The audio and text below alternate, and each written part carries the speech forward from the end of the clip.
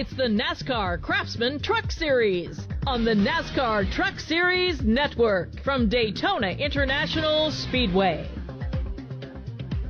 Good evening, everyone, and welcome to the World Center of Racing, Daytona International Speedway. We are high above this legendary racetrack as we get set to open up the 26th season of NASCAR Craftsman Truck Series Racing. Hello and welcome to the World Center of Racing. Mike Bagley alongside Alex Hayden, and we also welcome you in to a brand new NASCAR Truck Series Network. So glad you're spending your Friday evening with us. We've got lots to talk about tonight. So glad you're spending your evening with us. Alex, it's been a long off season. These Truck Series drivers have been pent up like everybody else in these garages here at Daytona, and it's finally time to turn them loose under the lights at one of the most legendary racetracks in all of motorsports. It promises to be a great one. It is every Friday night of Speed Week by Advent Health here in Daytona. When the NASCAR Craftsman Truck Series teams get on the racetrack, it is never short of excitement. And when you look at the roster of drivers expected to compete full-time this year, we've got the veterans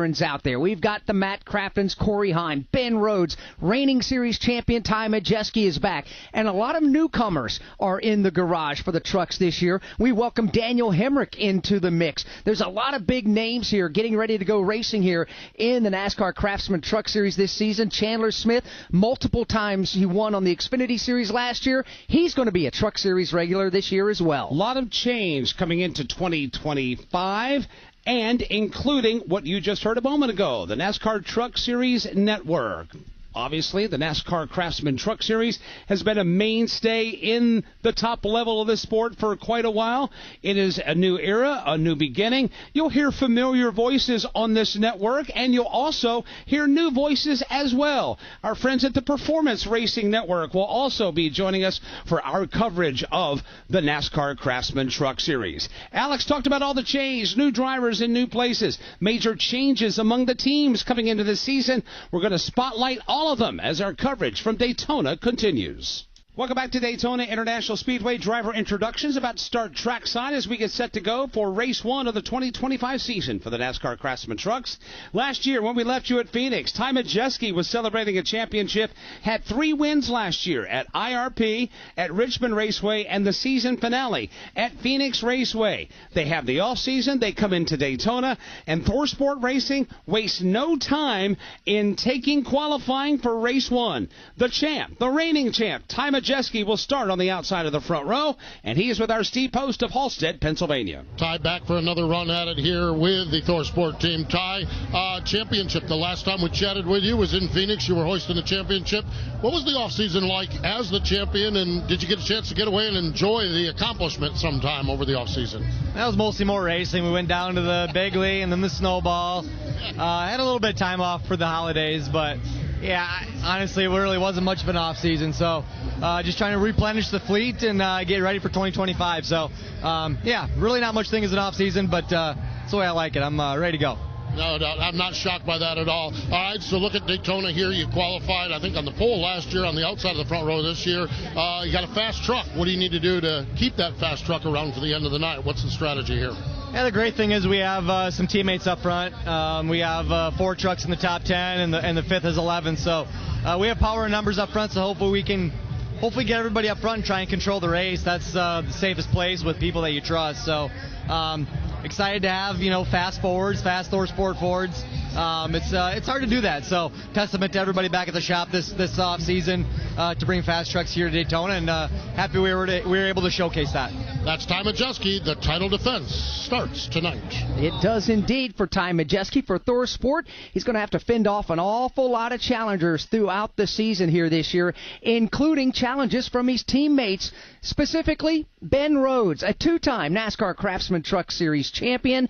Ben Rhodes, fastest in qualifying. He'll grab the opening pole position of the 2025 season, and he's going to try to parlay that into a win. Let's get the thoughts of Ben Rhodes. He's with our own Chris Wilner from Carmel, Indiana. And Alex, at pole speed, 176.488 miles an hour, 50.995 on the stopwatch. Ben, it's been 143 starts since you had a pole. That was 2018, and it's your first with your crew chief, Rich Lucius. What's the significance about kicking off the season with a pole, especially here at Daytona? Yeah, well, I mean, we have a long race ahead of us, right? But it gives you something, a good feeling, a good emotion going into it. Obviously, that can quickly change as Daytona. But we know that we have fast trucks. Northsport Racing builds all their trucks in-house, chassis, bodies, everything. So that's a testament to them, that they build fast race trucks and that, you know, no matter where we go, they know how to do it. So it's up to us to put the setup underneath it most times, right? But when we come here, you know, it's kind of a game of speed, and the truck's trimmed out, it's fast, and that makes a driver happy. Obviously, the speed is there, but when we go racing here, anything can happen. It's Daytona. It's a crapshoot kind of race. How do you manage how aggressive you want to be, especially early, to make sure you're at least there at the front toward the end of this thing? Yeah, no, I love this place. It's a blast to go to. A lot of people kind of, you know, will feel nervous about a super speedway race, Talladega, Daytona, whatever.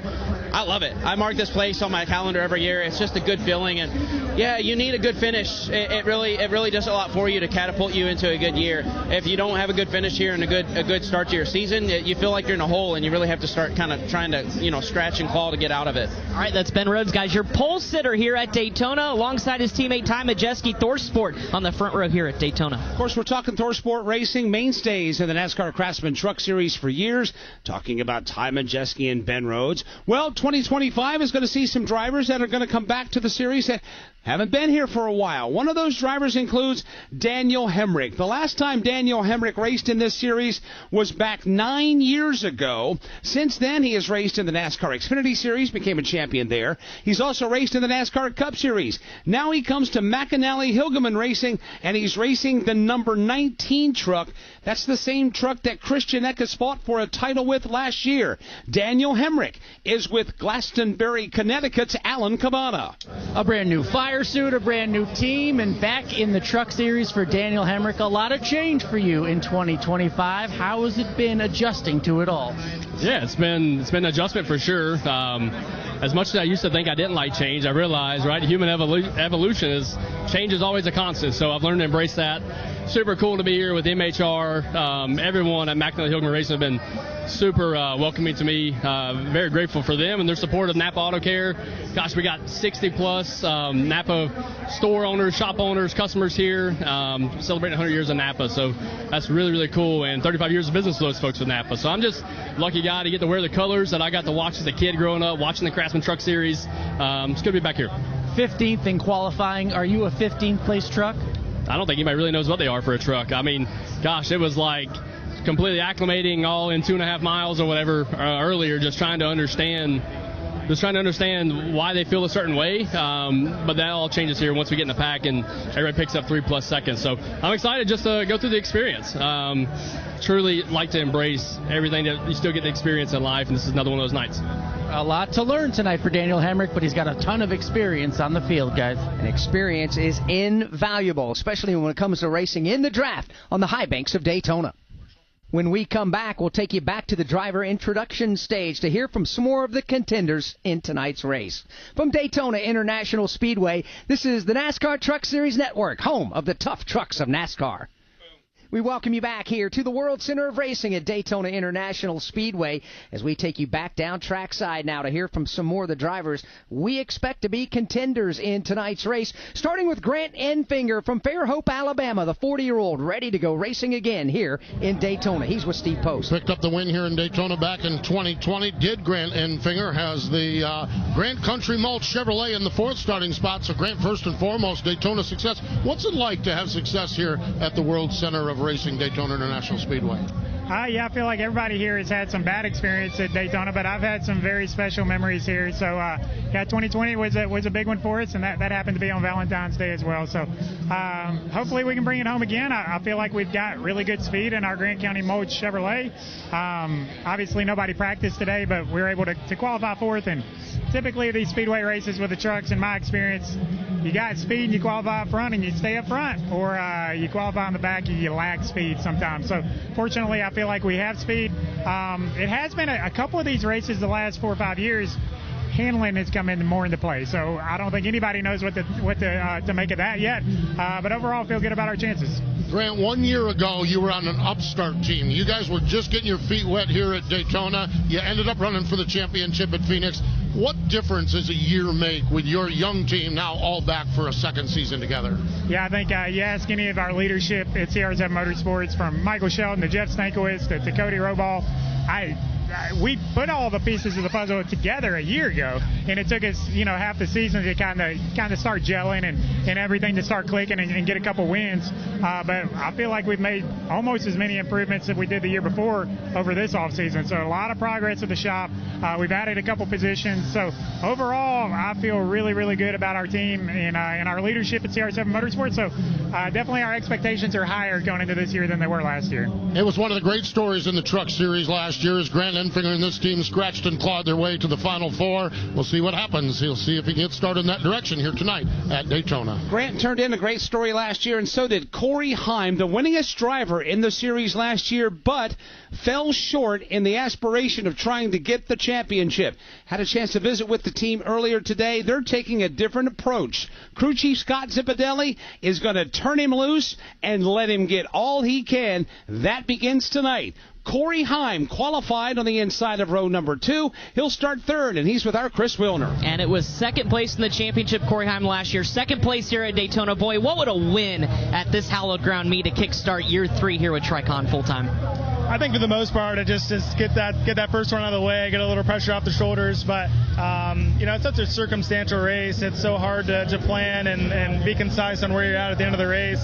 On a typical racetrack, I have a game plan and kind of understand where I'm going to be at all times, but here it's just so much chaos at all times. I think everyone kind of knows that, but regardless, first race of the year, glad to be back at Daytona with my Tricon Garage group, Toyota, Safelite, everyone who's gotten me here, just so appreciative of them and ready to get going. Mike Bagley talked about, Scott Zipadelli, your crew chief's going to let you fly this year. Year 3 with him, the continuity, the whole core of this team has been the same. 6 wins last year. How important is that kind of continuity as you enter another season? Yeah, it's a big family. I've formed such a tight bond with these guys in the 11 group, and I'm so grateful to have them back for year 3. I think a lot of people overlook the fact that racing is all about family and all about being tight with your guys, and it's very special that we've been able to form such a tight bond over the years. So it's awesome to have that experience and that bond together, and I can't wait to get started. All right, that's Corey Heim, guys. The Tricon Garage Toyota driver is going to roll off third at 7:16 local time. He hopes in a couple hours at time here at Daytona. He does indeed. But Chandler Smith is going to hope to have his truck parked in victory lane as well. The 22-year-old from Talking Rock, Georgia, is racing full-time in the NASCAR Craftsman Truck Series. Let's hear from Chandler Smith with Alan Cavana. A new situation for Chandler Smith, but let's talk about last night first, trying to qualify for the 500. You took a big hit, had some x-rays in the care center. How was your night? How are you doing right now? I'm fine. I'm definitely a little beat up, but I'm just thankful the good Lord has had his hand over me and kept me safe last night, and just super grateful for that opportunity. But really looking forward to tonight. Our number 38 Long John Silver F-150 seemed like it had good speed, so looking forward to tonight. He's so fast, he's getting rushed onto the driver intro stage. But a new mission for Chandler Smith starts tonight. Win races for Front Row Motorsports and contend for a championship, guys. His best truck finish was 9th in 2021. He finished 2nd in the Xfinity Series race at Daytona in August of last year. Look for Chandler Smith and Front Row Motorsports to be factors tonight. Welcome back to Daytona International Speedway. We continue pre-race coverage for the Fresh from Florida 250. Going to be an exciting year of NASCAR Craftsman Truck Series racing. Once the trucks leave Daytona, it's off to Atlanta. Couple of weekends off, and then off to Vegas, Homestead, Martinsville. We're going to Rockingham, Easter weekend. So many races that'll be coming your way for you to enjoy. Let's go trackside and hear from Steve Post. Lane Riggs has just been introduced to the fan, took a little ride around, got the chance to wave to all the fans here on the front straightaway. Starts in position number 27, has the Love's RV stops on his Ford F-150. Chatting with a driver that's had a lot of success with Love's on a truck as well, and a car here at Daytona. Lane, second season back here with Front Row Motorsports. What'd you learn last year that you look to apply to this season? Yeah, well, I only got 6 laps here at Daytona last year in the race. And we ran a lot of the Talladega race, but didn't finish that one either. So, learned some about speedway racing. I still got a lot to learn at these places. But just, I feel comfortable now. I know my team. I know what I'm getting into. I know what these things feel like. I just talked to a couple rookies on the hauler, and it was, they were a little nervous right now. So I feel confident that I know what we got going on, and I know what it's going to take to win races. What types of things have you learned running these big tracks like Daytona and Talladega? What types of things do you learn to survive to get to the end of them and hope to plan for tonight? Well, I think it's just about putting yourself in position that, even if you do get caught up in somebody else's mess, you got to leave the racetrack knowing you did everything right behind the wheel, and just for your own self-conscious. I think it's just making right moves, being smart, and, like I said, being lucky enough to be there at the end. I feel like we always place ourselves in good spots to be there at the end, and somehow we still get wrecked. So it's, I'm just hoping to finish the race tonight. I know if we do that with no damage, it'll probably be a pretty good one. I'm sure it will. That's Lane Riggs. Cannot wait to see what he does this season as he's back again. What a talent he is, and going to be a fun one this year, all year long with Lane Riggs. It is. He came on like gangbusters in the Truck Series playoffs a year ago, breaking through, not winning just one but multiple races. Now, we talked at the Open about some of the newcomers racing full-time in the NASCAR Craftsman Truck Series this year. One of those drivers coming up from the ARCA Menard Series is Tony Breidinger, 25-year-old from Hillsborough, California.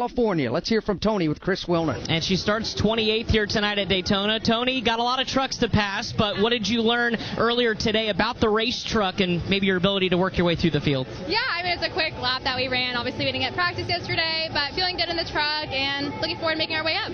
Rookie of the Year contender this year. There's a lot of pressure that goes along with that, but how do you approach the start of this season in a full-time effort here with Tricon Garage? Yeah, I think definitely it's all about learning, improving every race, and also bringing it back in one piece. I think I can't learn if I don't finish the race, so that's always going to be the end goal. How many people have asked you about Raising Cane's, maybe gift cards? Because the Raising Cane's is all over your truck, and it's making everybody hungry down here. Yeah, a lot of people. So sometimes I hand out gift cards from my good side, but yeah, a lot of people love Raising Cane's. It's awesome to see the support, and I appreciate their support, so I'm excited to take. So I should come see you to get a gift card later. Yeah, sure. Why not? Perfect. No pressure, no pressure. Tony Breidinger, guys, going to start in the 28th spot here tonight. Nothing like an on-air shakedown for chicken tenders. We continue our pre-race coverage from Daytona with a driver that's not run in the NASCAR Craftsman Truck Series since 2009. Michael McDowell has been on the move in the offseason. He obviously is in charge of the NASCAR Cup Series effort for he and Travis Peterson joining others over at JBMotorsports. Well, they decide they're going to put him in the NASCAR Craftsman Truck Series race tonight. He's raced at New Hampshire, he's raced at Martinsville, but never in a truck at Daytona. He's with our Alan Cavana. Michael McDowell, far from a rookie, but it's been a minute since you've been here in a truck, anything like this. What is this experience like for you with no practice? No, absolutely a truck rookie. There's no way that we can escape that. I don't even know why they didn't make me run the yellow bumper stickers here. I'm really looking forward to it. Excited to get this Go Bowling Chevrolet Silverado running. I haven't been in a truck, like you said, 16 years, so I'm definitely nervous, but I think once the green flag flies, you kind of get in that zone, and there's a lot for me to learn tonight because I haven't drafted, haven't pushed, haven't taken a push. The trucks move around quite a bit more than a Cup car does, and learning all new drivers too, right? And so there's definitely a big learning curve tonight, but looking forward to the challenge. I know you leaned on some of your younger teammates like Raja Karuth. What can they teach you? What have they told you about this? Well, there's not any older teammates out there. But yeah, Raja's been a big help. Just with the things that we were just talking about, shift points, how to line up when you're about to get a push or take a push, just understanding some of the anomalies that are in the truck series that I don't experience in the Cup car. So we watched some film, looked through some data, but now it's time to hit the racetrack and put it all to work. Michael McDowell has won a Daytona 500 in the Cup Series. Let's see what he can do in a truck. He seems nervous. He seems excited. He's got a lot of emotions going through him right now. We all expect him to have a good night here tonight. Drivers have been introduced to the crowd and have taken a lap around the front side tri-oval here at Daytona and are back at their trucks. Let's hear from another one of them right now. Parker Kligerman is set to go racing here tonight. Steve Post. Parker starts in the 23rd spot. Parker, you come down here to Daytona. I think you've had 7 truck starts, 2 top 5 finish. I mentioned Daytona and you smile. What's there about this place? It's just a cool, place. It's the biggest race of the year across all 3 series, so it's an honor to be in it. Reuniting with the Hendersons, the 75 truck. We got Spike Coolers on board with Scott Borchetta supporting, which is awesome after the last 2 years together, big machine. And I think, there's a lot of opportunity at these races. I've won 2 at Talladega. Haven't been able to win here with a lot of top 5s. And so maybe tonight's the night we can get it done, but we're just going to go have fun. Have fun, do good. Appreciate it. Parker Kligerman ready to go. And, yeah, it is kind of cool to see the Big Machine Vodka spiked coolers on the car. He's no longer with that team, but the relationship still remains here as he'll start off here in the 23rd starting spot. Frankie Muniz makes the move over from the ARCA Menard Series to the NASCAR Craftsman Truck Series in 2025. He will start tonight in the 14th position. He's with Chris Wilner. And his first start at Daytona for Frankie Muniz. I can't imagine without practice how nerve-wracking maybe it is about to strap behind the wheel of this truck. What is going through your mind before your first Daytona start? I mean, I think everybody's pretty nervous here, at least I assume, based on people I've talked to, because this is such an unknown, right? You don't really know what's going to happen, but I'm excited. We qualified pretty good. I was nervous for qualifying, just because I haven't been in this truck. I haven't been on the track in this truck. Which one's the clutch? Which one's the gas? That's where my mind goes, as if I completely forgot how to drive. But we qualified pretty good. We made a plan pretty early in the week that we're probably going to ride the first two stages just to kind of hopefully miss some of the melee that might happen to be there at the end. But I'm excited. I mean, it's going to be crazy for sure. Big smile on your face. How special is Daytona for you? I mean, obviously, this is the Super Bowl of NASCAR racing, right? So to be here and get to race here now for my third time, I'm so excited. Obviously, first time in the truck. I know it's going to be a challenge, but I'm here all year, right? I'm thinking long term. I'm thinking points. I'm thinking all that. And it's cool knowing I'm going to be here next week, right? I'm going to race next week. So it's different than last year where I was kind of part-time, didn't know where I was going to be. And it feels good to have continuity every week with the team, and we're building a good chemistry. The learning process starts now. Steve Post, Frankie Muniz rolls off in the 14th spot. He does. Frankie Muniz brings a lot of excitement here to the World Center of Racing and the NASCAR Craftsman Truck Series, as does a driver who turned 18 years of age on the 3rd of October of last year. That means he's eligible for the first time in his life to race here on the high banks at Daytona. Speaking of driver, William Sawalich. Steve Post. Yeah, he's down here, and of course he's another one of the great young rookie drivers with Tricon Garage getting ready to go. Has the Sound Gear colors on his Toyota. William qualified 26. You just told me iffy. I mean, how much would you have liked to have that practice session to get a little better feel for the truck here at Daytona today? Yeah, I mean, I feel like if we would have had practice, we wouldn't have had the issues that we had in qualifying, just hitting the track a little bit, so we would have gotten a chance to get the nose up and get some more speed out of it and get a better starting spot. But, it is what it is, and we'll take it. How do you approach this race, then, knowing you're in the middle of the scrum back here in the mid to back part of the pack? Man, I don't know. I've never really done this before, so I guess I'll figure it out with everybody else back here, and I got a few teammates back here, so hopefully we can charge to the front. Well, I'll tell you what, guys, we've watched this guy in the ARCA Menard Series and on the short tracks. Figure it out, he will, and it'll probably happen quickly here tonight. That's William Sawalich ready to go on his rookie campaign here in the Truck Series. Bookmark that young man's name. He's a two-time champion in the ARCA Menard Series East. Won it in 23, won it in 24. He's scheduled to drive full-time in Xfinity Series action for Joe Gibbs Racing here in 2025. Very talented young man with a tremendously bright future ahead of him. He really does have that, and he's one of those young superstars that has that total package. He's great when he's with the media, as you just heard. He's great with sponsors, and obviously he can drive the daylights out of a race car. He's going to be a factor throughout the season for sure. Stages tonight. 20 laps will complete stage number 1. We'll go to lap number 40 to complete the second stage, and then on to lap number 100 that makes up the advertised distance in the Fresh from Florida 250 here at Daytona. On paper, it seems like a very short race, but as we all know, things have a tendency to get a bit tad rambunctious, Alex, over the course of the 250 miles here at Daytona, but it's always fun to watch these tough trucks play. Yeah, the crew chiefs and team owners always tell their drivers, be patient out there, but that's tough to do, especially with a lot of young drivers racing at Daytona under the lights they have on one of the biggest stages they can possibly race on, and they get the chance to do it here tonight in front of a huge crowd at Daytona. Let's go trackside now to join pre-race ceremonies for tonight's race. Ladies and gentlemen, at this time, we ask that you please rise as you are able. Remove your hats, and veterans render a hand salute as the Keystone Heights High School Army Junior ROTC Color Guard presents our nation's colors. Here to offer tonight's invocation, please welcome Riverbend Academy Headmaster Jason Carr. Let us pray. Heavenly Father, every good gift comes from you. Thank you for giving all the amazing talents and prospering all the hard work of all those involved in this race, from the drivers and crews to the engineers and manufacturers to the track and NASCAR leadership and personnel. Bless them in their work and bless their families to your glory. Thank you, too, for the fans. We ask blessing on them.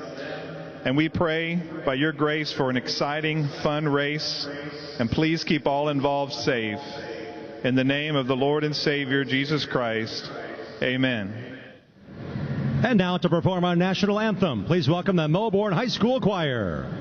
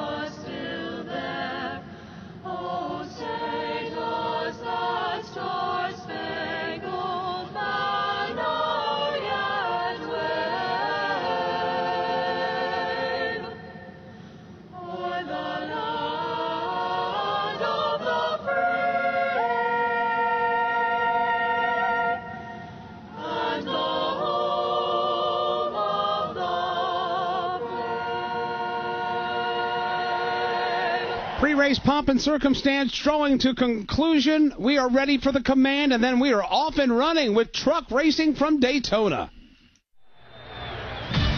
Live on the NASCAR Truck Series Network. It's the NASCAR Craftsman Truck Series. Let's get a big thumbs up. Get ready to rock and roll past the race cars today, pal. Go, boys. Let's execute. Have a good day. Tonight, the Fresh from Florida 250 from Daytona International Speedway. Brought to you by Fresh from Florida, leading the pack in freshness. By Straight Talk Wireless, real unlimited data for fans of fast. Official partner of NASCAR. And by Sunoco. From NASCAR to your car, Sunoco fuels peak performance. We are set to go tonight here at Daytona International Speedway. The tough trucks of NASCAR getting ready to take to the high banks of the World Center of Racing. Cloudy skies, 68 degrees, but we are dry, Alex. And for some, it's been a long off season, and it's time to shake off the rust, to shake off the cobwebs, and turn them loose here at the World Center of Racing. Can't imagine what some of the butterflies are like in the stomachs of some of these drivers out here. Even the veterans, when they come back through the tunnel here at the World Center of Racing, you can't help but to get that fuzzy feeling knowing what you're about to come out here and do here to race in the NASCAR Craftsman Truck Series. Guys like Grant Enfinger. Johnny Sauter's back with us. He's a 3-time Daytona winner. He also comes back into Daytona. Gets a little butterfly or two in the stomach. Well, it's a unique stew that we have tonight. It's quite a unique recipe because you've got veteran drivers that have been in the series for a while. You've got drivers with moderate experience, 3, 4, 5 years.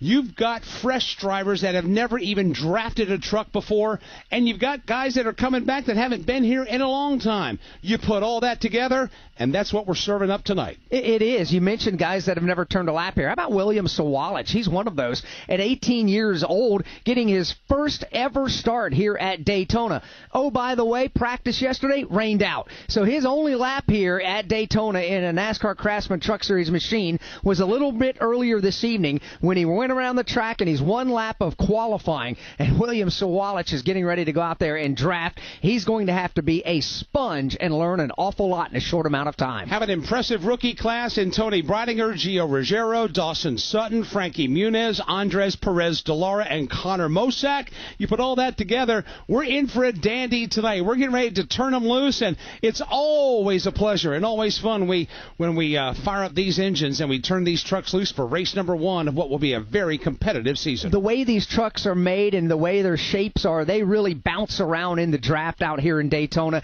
and it's rather breathtaking to see them do that. When they mix it up 2 and 3 wide, these drivers seem to figure it out and keep it pointed in the right direction more times than not. Time to get the party started. Let's go trackside right now for the command. Daytona International Speedway. Are you ready to get the Fresh from Florida 250 started? Here to give the command to fire engines is Fresh from Florida's executive chef and culinary ambassador, Chef Justin Timoneri.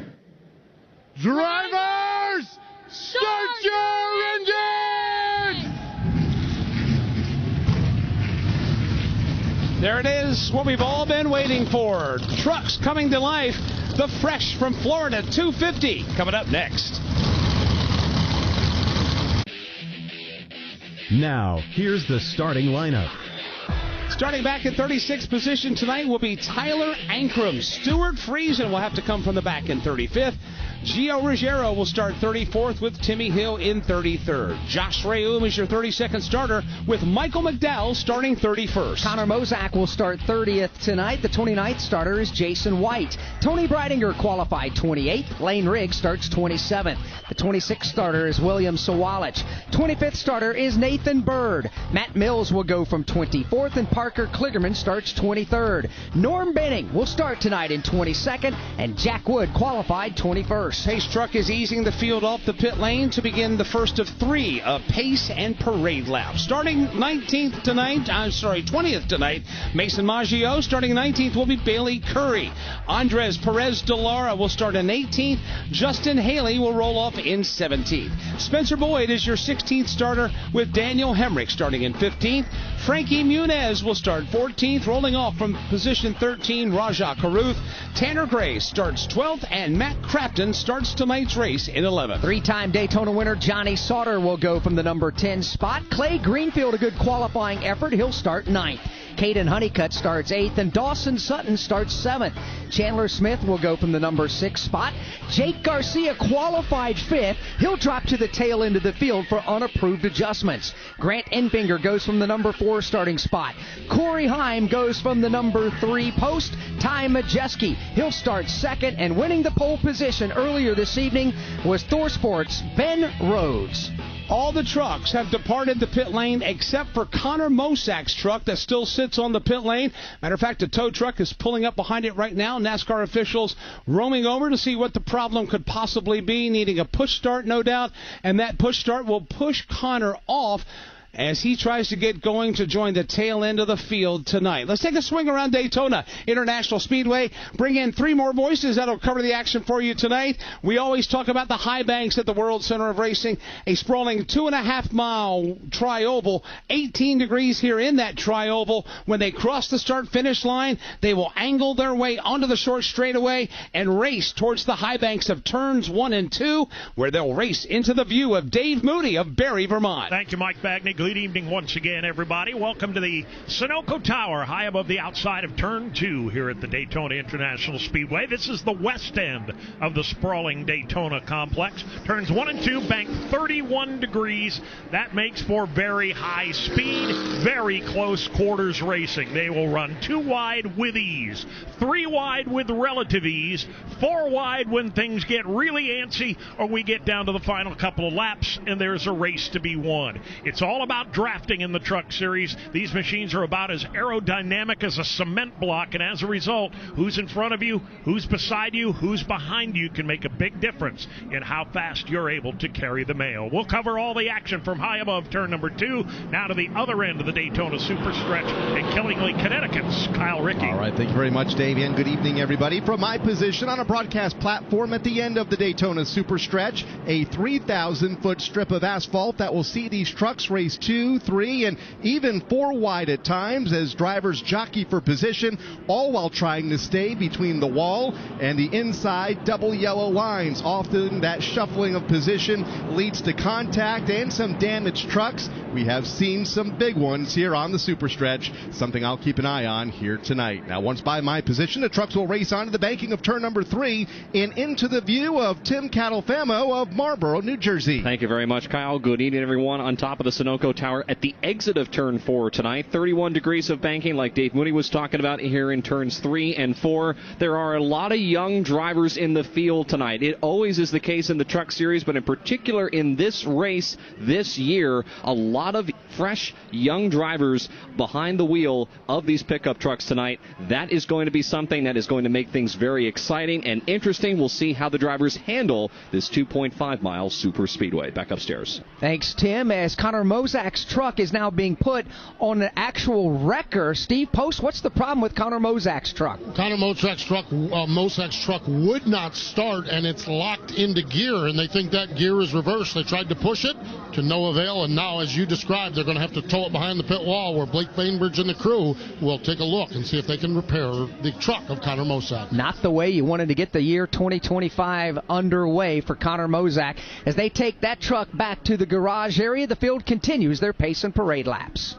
Half a lap away from going under the green flag. Quickly to pit lane for a final thought. Steve Post. You mentioned Jake Garcia, an unapproved adjustment. The car was on the grid, and they had to change the right front tire to equalize. That means the tire pressure between the inner liner, the safety protector and inner tire, and the outer tire got to the same temperature. So, unapproved adjustment. Jake Garcia has to go to the back of the pack after qualifying fifth. Chris Wilner? Well, Caden Honeycutt had arguably one of the best off seasons for the Truck Series regulars as he debuts full-time for Nice Motorsports. Won the Snowball Derby in December as a Cars Tour Pro Late Model champion of last year, and he said the security of just being in a full-time ride for the first time in the Truck Series has been really key to building confidence. He's paired with crew chief Phil Gold, who's won a ton of races for Nice. And he said, this is the opportunity I've been waiting for. It's time to capitalize, and it starts today at Daytona. Alan Cavana.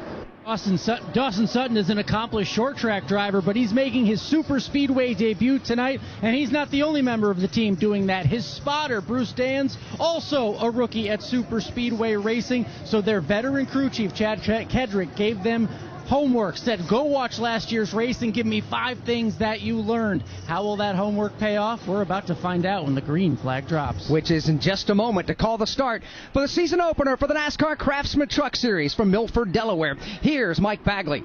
Field comes down to the line as the crowd comes to their feet. Green flag is in the air, and we are off and running at Daytona. Ben Rhodes wastes no time leaping out in front. Matter of fact, he'll start on the outside line and immediately make a beeline for the bottom of the racetrack as they head to 1. Rhodes selected the high groove, but was able to quickly dance his way into the lead and slide down across the nose of his teammate, Ty Majeski, who's now on a side-by-side battle for the second spot with Grant Enfinger. Grant Enfinger in the outside lane. Ty Majeski to the bottom, all lined up behind race leader Ben Rhodes as they make their way up the Daytona Superstretch for the first time. It is going to be Rhodes leading the field into turn 3. Grant Enfinger trying to take a peek to the inside on Ben Rhodes entering turn number 3. Rhodes said no, sir, and through the block. The top 2 single file. That's Ben Rhodes and Grant Enfinger. They're right on the bottom of the racetrack. As now looks like Grant Enfinger is going to decide to change lanes. He'll go to the top side. Nothing there as Ben Rhodes drifts up, puts the block on. Lap number 1 complete. Ben Rhodes the race leader. Enfinger drops to the bottom and puts the challenge on. Grant Enfinger on the move early. He charges to the bottom of the racetrack and will go side by side with Ben Rhodes for position number 1. Enfinger hugging the double yellow line at the bottom of the banking in that challenge for the lead. Grant Enfinger in the inside lane, side by side for the top spot as the field double wide through the pack. Outside lane now beginning to advance just a bit. Ben Rhodes gets a big shove from Chandler Smith into the corner. Chandler Smith will now follow Ben Rhodes back down to the bottom of the racetrack. So the top 2 F-150s hugging the double yellow line side by side for third. That's Grant Enfinger and Caden Honeycutt. Last time through the tri-oval, Clay Greenfield got a bump draft, went bad. He was running in the 11th position, pulled the truck onto the bottom of the racetrack, had to go down there to collect, to prevent from collecting others. He's been able to march on. Lap 3 in the books, the field's in 1. Here they come into the banking of turn number 1, continuing to run single file for first and second. That's where Lane Riggs is trying to track down the leader. He looks to the bottom, but there's nothing there as Rhodes throws the ball. Here they come to the back straightaway, singled out among the top 2. Everybody maintaining their 2 abreast formation further back. Now Ben Rhodes, the race leader, goes from the inside lane to the outside lane, trying to block both. That opens a door for Smith. Here comes Chandler Smith downstairs. He'll pull up alongside of Ben Rhodes, who's now in the high line. It's Chandler Smith and Ben Rhodes, double wide, all 4. They're going to stay wheel to wheel as they hit the short straightaway, as they come past the opening to pit lane to driver's left to the start-finish line. This lap is going going to be led by Chandler Smith, if only by a bumper. But here comes Rhodes topside. Smith, the fourth driver to challenge Ben Rhodes for the lead just here in the first handful or less of laps.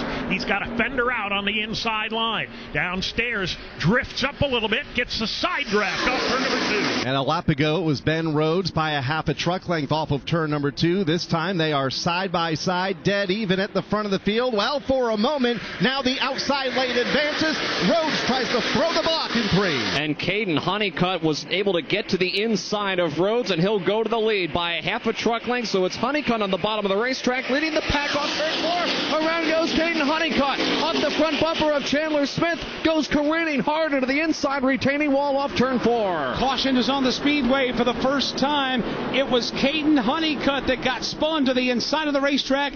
Hard contact into the safety barrier with the nose of his truck. Let's go back to Tim Catalfemo. Caden Honeycutt's truck has now come to a stop about maybe 200 feet away from the entry of pit road. 3 separate safety trucks, now make it 4, are now immediately on the scene, attending to Caden Honeycutt. He had pulled off a really great move, grabbed the lead going into turn number 3, and then I believe it was Chandler Smith who was trying to give him a shove coming off of the corner. They made contact. Honeycutt's truck got sideways, and he went head-on into the inside retaining wall off turn 4. And his race is going to come to an end early tonight. The Texas native will be our first retiree. The thrills of NASCAR racing from over 55 years of Motor Racing Network broadcasts. Bobby Allison brings the race car right down in the middle of the track, crosses the start-finish line, and he will win the 24th annual Daytona 500. Bill Elliott wins the Hooters 500. Alan Kulwicki, 1992 champion. MRN Classic Races. In the whole pack, steaming for the finish line, Dale Earnhardt wins a Winston 500. Find all the classic moments on MRN Classic Races on any podcast platform. Hi, I'm Ryan Blaney, a third-generation race car driver, and I dedicate a lot of my time going fast. But when my grandpa was diagnosed with Alzheimer's, it was a very unexpected bump in the road for us. It's important to notice if older family members are acting differently or having trouble with routine tasks. Early detection of Alzheimer's can give your family time to explore support services and access available treatments. If you or your family are noticing changes, it could be Alzheimer's. Talk about seeing a doctor together. Visit alz.org/time to talk. A message from the Alzheimer's Association and the Ad Council. Caden Honeycutt went nose first to the inside safer barrier after sitting there, and the safety team surrounding him, including tow trucks. They've been able to refire the truck, and he's driven it away and now parked it in his pit box as the team will survey all the heavy damage to the nose of that truck. From Daytona International Speedway, this is the NASCAR Truck Series Network, home of the tough trucks of NASCAR. Give us a follow. The Motor Racing Network is on Facebook, X, YouTube, and Instagram. We've got links to all our podcasts, MRN Radio race broadcasts, and NASCAR news and information. Video podcasts on MRN's YouTube and Facebook. On X, use the hashtag AskMRN to connect with us and our award-winning race announcer. Give us a like, post a comment, share a podcast. Just search for MRN Radio, the Motor Racing Network, on all your favorite social media outlets. NASCAR's only street race returns to the streets of Chicago July 5th and 6th. Lock in your ticket to summer thrills now. Visit NASCARChicago.com for more. The dry spell is over for Alex Bowman. 90-degree right-hand turn remains. He makes it perfectly out onto the front straightaway. Checkered flag is in the air, and Alex Bowman has won in the streets of Chicago.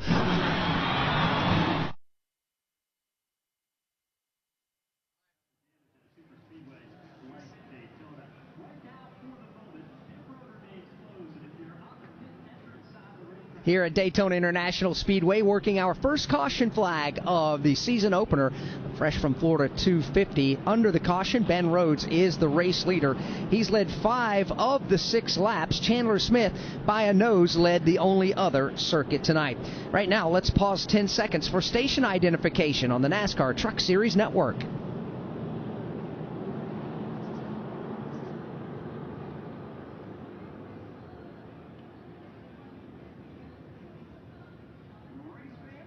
the NASCAR Truck Series Network is back with you here at Daytona International Speedway. Alex Hayden, Mike Bagley are in the broadcast booth high atop the start-finish line here at Daytona. Dave Moody over in turns 1 and 2 with Kyle Rickey on the Daytona Super Stretch. Tim Catalfamo patrolling things for us over in turns 3 and 4. Steve Post, Chris Wilner, and Alan Cavana up and down the pit lane. Just watching Caden Honeycutt's truck getting attached to the wrecker on the pit lane. Night is over, and he is done. Norm Benning has also brought his truck to the pit lane for a pit stop. Normie going back out onto the racetrack here as we have completed 6 of the 100 laps. We've got 14 laps to go in this stage, and we've already been slowed 1 time for caution. Alex, I'm surprised that the caution flag hasn't come out before that, because this has been a very aggressive start. We've seen trucks dancing around, bouncing off of each other, swinging and swaying through the tri-oval. Seems like a lot of nerves in play right now. And the blocking has been prevalent right off the drop of the green flag. Ben Rhodes going from bottom to top, back and forth, and everybody doing all they can to protect track position. I agree, Mike, quite aggressive here in the opening handful of laps. Let's hope they can settle that down just a bit. Let's go to pit lane, Alan Cavana. Well, part of that aggression from Ben Rhodes is he just came over the radio and said, this is the best truck I've ever had in the lead, so make sure you keep me out there. He also said he said, keep me disciplined, guys. He doesn't want too big of a lead so people can get a run and pass him. Ben Rhodes wants to control this race because he says it's the best leading truck he's ever had. Alex, that's part of the aggression that's coming out of him right now. So that's the story from the pit lane right now at lap number 7, and I'll be curious, Alex, what happens when the green flag will fly. But first we must open pit lane and provide the opportunity for some takers to come down the pit lane. Here comes some that are checking up and coming out of line, seeing Matt Crafton dart out of line, seeing most of the top 5 stay on the racetrack. First truck that will come to pit road, Justin Haley. Here comes Matt Crafton. We're going to have about half the field that's going to choose to pit right now. Let's begin with Alan Cavana. Yeah, Justin Haley, one of the few trucks in my section. Again, this is a strategy call. You fuel up now. You can get to hopefully the end of the second stage. That means one more pit stop in this race. Justin Haley and team have nothing to worry about in terms of seasonal points. Strategy call, Chris Wilner. Tony Breidinger is in for fuel only. Matt Mills, right side tires, and Stuart Friesen, who started at the rear of the field, didn't even get a qualifying lap, and they didn't seal the track bar, so NASCAR penalized him, and he made an adjustment down on his way. Steve Post? Tyler Ankrum is in. They're doing good clean of the grill. He had some debris on the grill of that car, fuel as well. They're going to go with 4 tires. Matt Crafton, they're working up under the hood of that car. I believe it looks like a shock absorber change. He's reported about the truck bouncing on the racetrack is what I believe I heard. Jake Garcia is in again. These stops here at lap number 7 will hopefully get these teams to the end of stage number 2. So strategy being employed right now by about half of those Truck Series teams to try to figure out how they can leapfrog the competition later in tonight's race. But you're giving up a little bit of track position. You're going to have to fall towards the back and work that draft yet again. We are getting closer and closer to the big event of the weekend, the 67th Daytona 500. Be sure to join us tomorrow. We've got triple header coverage coming your way. That'll be on the Motor Racing Network tomorrow. It'll open up with the ARCA Menard Series Ride the Dente 200, and that'll kick off at noon Eastern Time. We'll follow that up with coverage of the final practice session for the Daytona 500, and then it'll be later tomorrow afternoon, the NASCAR Xfinity Series season opening United Rentals 300. That coverage comes your way 4:30 p.m. Eastern Time on the Motor Racing Network. That leads us up to the main event of Speed Week presented by Advent Health, and that is the 67th running of the Daytona 500. Again, the start has been moved up by 1 full hour. That means we will be on the air live right here with NASCAR Live Race Day at 12:30 p.m. Eastern Time. It's been a fun Speed Week so far. Very eventful Speed Weeks. In case you missed it, Wednesday night when they made the run for the front row, Chase Briscoe and Austin Cindric locked in those spots. Bubba Wallace and Austin Cindric won the dual races at Daytona.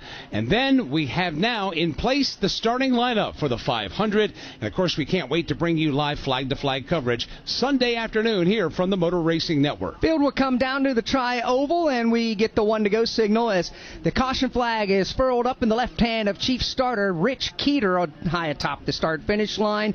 Lights on that blue and white Chevrolet Silverado pace truck will go out, and the drivers will have the opportunity to choose what lane to restart in. Looks like 2 ThorSport trucks are going to elect to start nose to tailgate on that outside lane. Ben Rhodes chooses outside, and Johnny Sauter will follow him off the front stretch. Posty, let's get a little more context to what we just saw. We saw some teams come down pit road and felt they can now get to the end of stage 2. What is the anticipated pitting sequence if things run quote-unquote as normal here tonight? Mike, actually, you and I spent some time with Scott Zipadelli, and he told us that he figures the fuel mileage is somewhere in the vicinity of 40 laps. Well, the first stage is 20, the second stage is 20. So by the time you run some caution laps at the end of stage 1 and parade laps, you're pushing that 40 number. And Scott told us that once they do their first pit stop, they'll have a better understanding of what that window is. I would expect those teams that stayed out to come in at the end of stage number 1 at lap number 20, and they'll at that point have a better reading on fuel mileage. These teams here can go to the end of stage number 2. What that means when we get to the final stage of the race, which is 60 laps, that will be the stage where we'll all need to make a pit stop, and they'll have a better understanding of what their fuel mileage is at that point.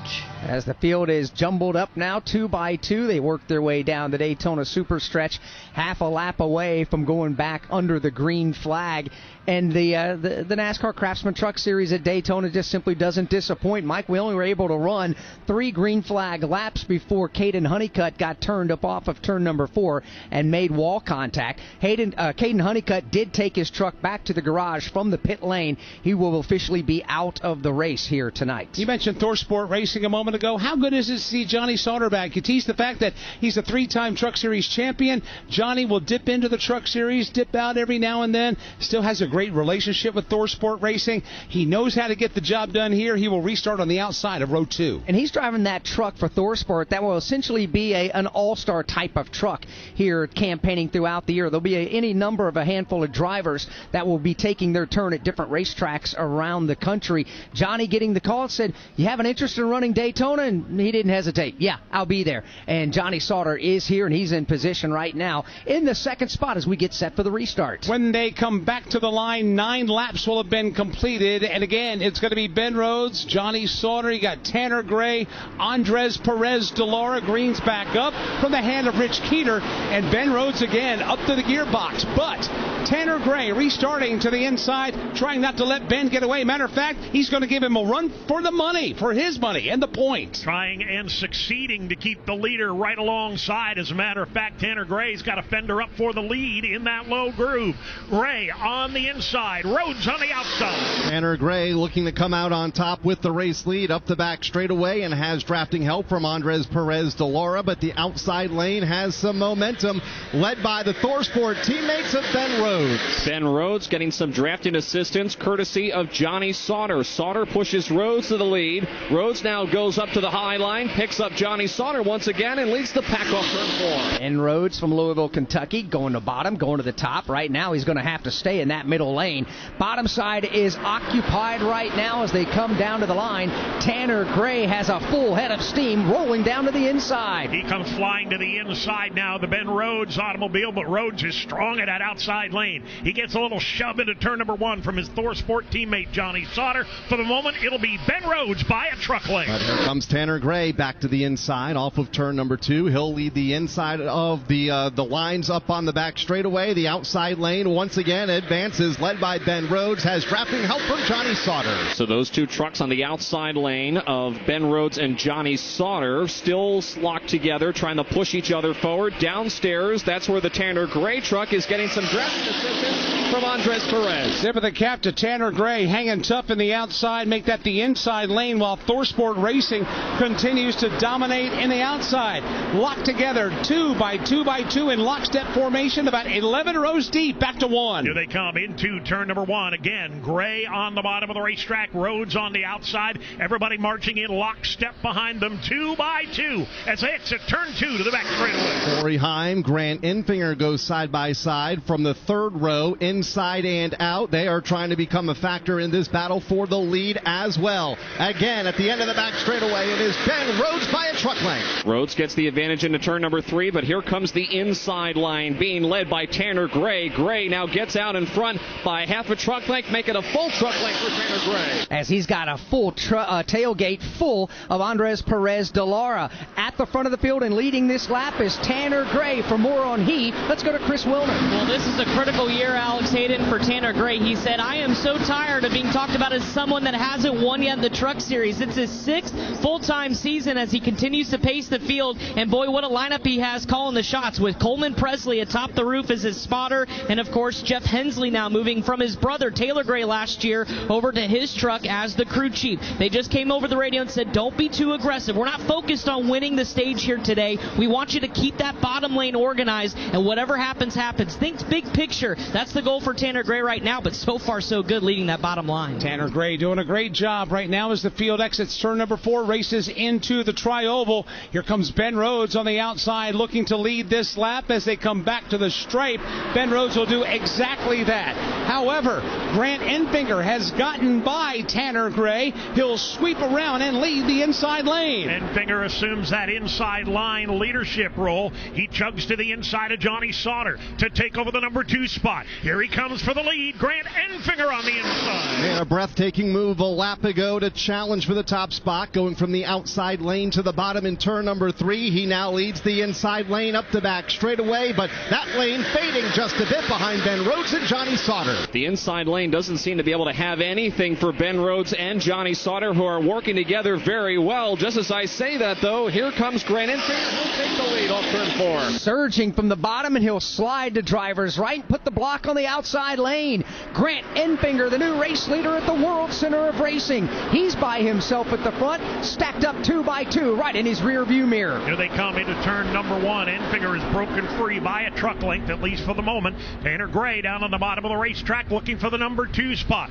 Ben Rhodes topside trying to hang on to that runner-up position. Tanner Gray to the inside, Ben Rhodes topside. They are nose to nose for position number 2, 1 truck length behind race leader Grant Enfinger as they head up the back straightaway. Andres Perez de Lara part of that mix, as is Corey Hines. Watching Andres Perez de Lara, Kyle Ricky, 3rd in line on the bottom of the racetrack in his white and blue Chevrolet. He's giving some drafting assistance to the 2 in front of him. That's Enfinger and Tanner Gray. Grant Enfinger leads the inside line. Oh, trouble further back. 1 truck spinning to the bottom of the racetrack. It's Tony Breidinger trying to keep the truck off the wall. She'll side slap with the left side of her truck, and that'll put us under the caution flag. We've got 5 laps to go in stage 1. Tony Breidinger losing control of her truck. There is contact on that truck, Alex, but it's not as bad as it could have been. No, you're right about that, Mike, as she's going to limp that truck now directly to her pit box to the attention of her crew, and Tony Breidinger will take a big sigh of relief. Welcome to the Chevy Lightning Round. Guess the clues to win. First team, you're up. Powerful, commanding, unstoppable. Silverado. Adventurous, fun, techy. Trailblazer. Stylish, nimble. Trax. Innovative, electric. Blazer EV. Lightning Round champions. You've guessed all the right Chevy clues. Wherever the year takes you, explore it together in the Chevy of your choice. Chevrolet, together let's drive. NASCAR's only street race returns to the streets of Chicago July 5th and 6th. Lock in your ticket to summer thrills now. Visit NASCARChicago.com for more. The dry spell is over for Alex Bowman. 1 90-degree right-hand turn remains. He makes it perfectly out onto the front straightaway. Checkered flag is in the air, and Alex Bowman has won in the streets of Chicago. Here at Daytona, working our second caution flag, Tony Breidinger with a spin-off off of turn number 4. She's got her truck on pit road in front of Chris Wilner. And right now they just called for the baseball bat, trying to wedge some of the fender away from the left front tire. They already changed 4 tires. She said, my truck was just way too free in traffic and looped it around off of turn number 4. There is some scuffing on the bodywork on the left side as well on her Toyota, but right now just trying to get some of that clearance for the left front tire, and they're going to send her on her way before she goes another lap down. But Tony Breiniger going to get back in the race, but now the baseball bat having to try to clear some of that clearance around the tire. When the field comes to the line, it'll be 3 laps to go in the opening stage, 83 to go in the race. Ben Rhodes, your leader. Grant Enfinger. Got Johnny Sauter in third, Tanner Gray in fourth, Chandler Smith rounding out the top 5. From Daytona International Speedway, this is the NASCAR Truck Series Network, home of the tough trucks of NASCAR. You crave power. You bleed speed. You live for the roar of the crowd and the taste of victory. But your ride is holding you back. Ignite your engine's soul with E3 spark plugs. The same spark that fuels NASCAR champions unleashes explosive power in your ride. Don't just dream of speed. Make it your reality. Find E3 at your nearest auto parts store. E3 spark plugs. E3, what are you running?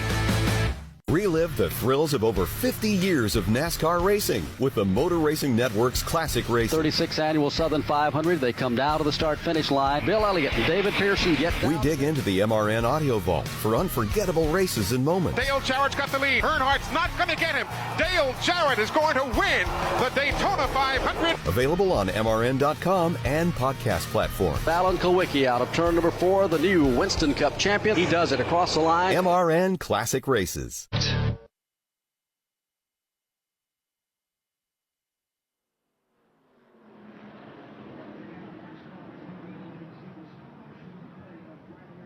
Pit road is open here at Daytona. Parker Kligerman has already come down the pit lane for some service.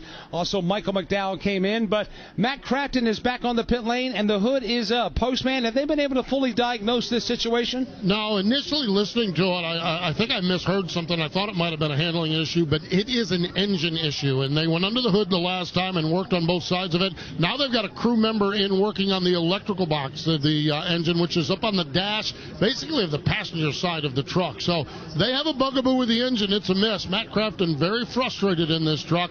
This is not the way he wanted his season to start, and they're working to see if they can find out what the problem is with this engine on the Matt Crafton truck. He is still, however, on the lead lap, so all is not lost for Matt Crafton if the team could diagnose and correct whatever issue they're battling down there electrical-wise. He is 31st and the last truck currently on the lead lap. So we hate to hear that. Matt Crafton has a challenge there, 3-time NASCAR Craftsman Truck Series champion. We were talking during the break, coming back for more. Of course, Johnny Sauter's coming back. A couple of the mainstays with ThorSport Racing, Duke and Rhonda Thorson, of course, owning ThorSport, and 2024 NASCAR Craftsman Truck Series champions, Ty Majeski, taking home the title last year. That's been a powerhouse and a mainstay organization in this truck series for a long, long time. Yeah, they have, and they've been able to put together championship seasons. They've won a ton of races. And they continue to do all of that with their race team and shops based out of Sandusky, Ohio. And when the majority of NASCAR teams are based in and around the Charlotte, North Carolina area, it's always been a bit of a challenge to get mechanics, employees to come up to Sandusky, Ohio, to relocate, to go to work there.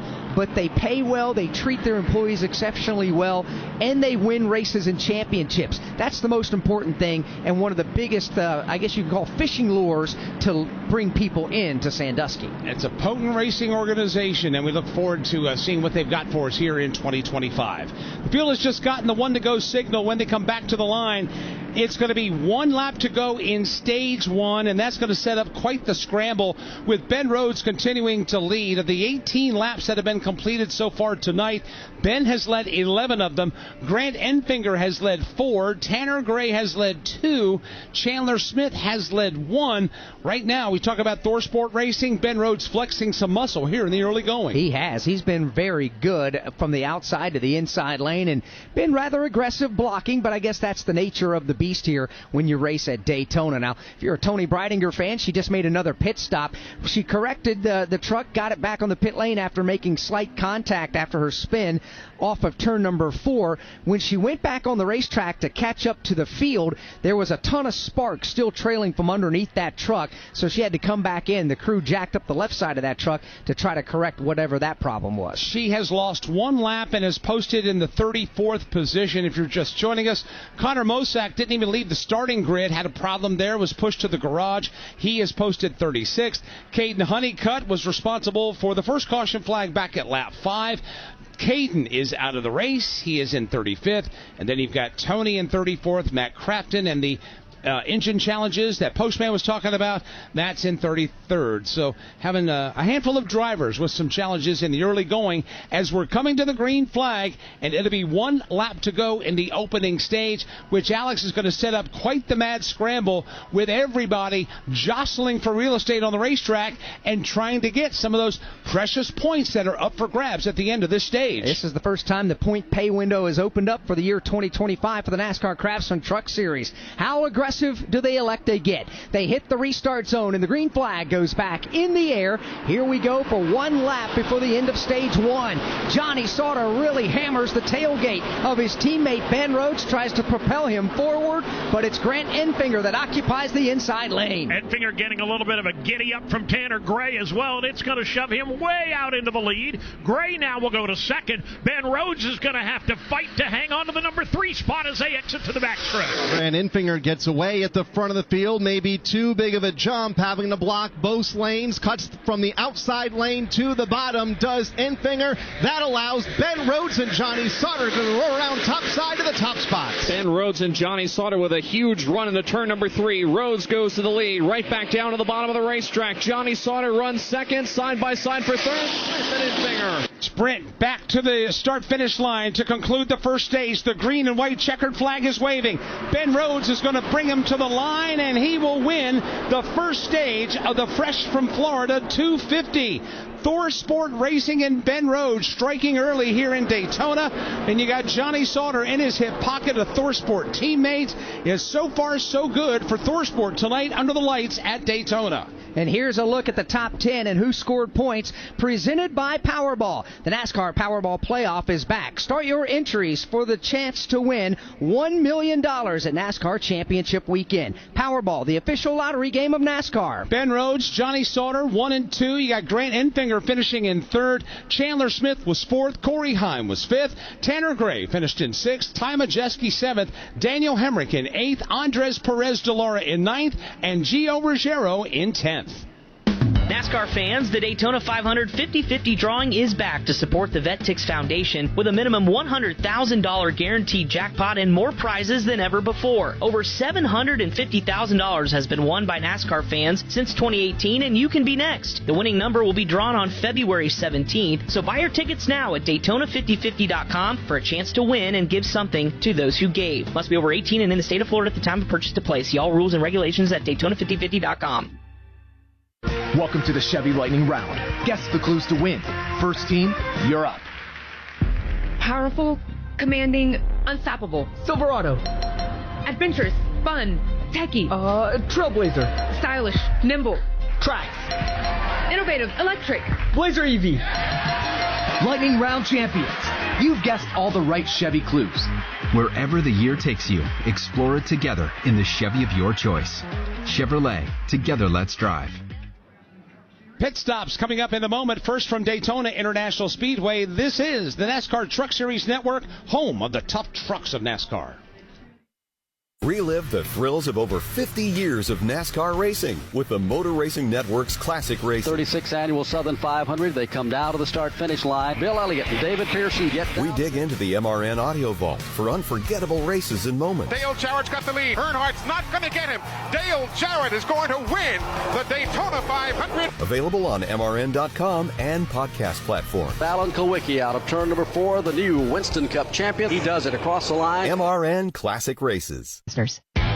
Want to know the latest with short track racing around the country? Well, one show has you covered. NASCAR Coast to Coast. Hi, I'm Kyle Rickey.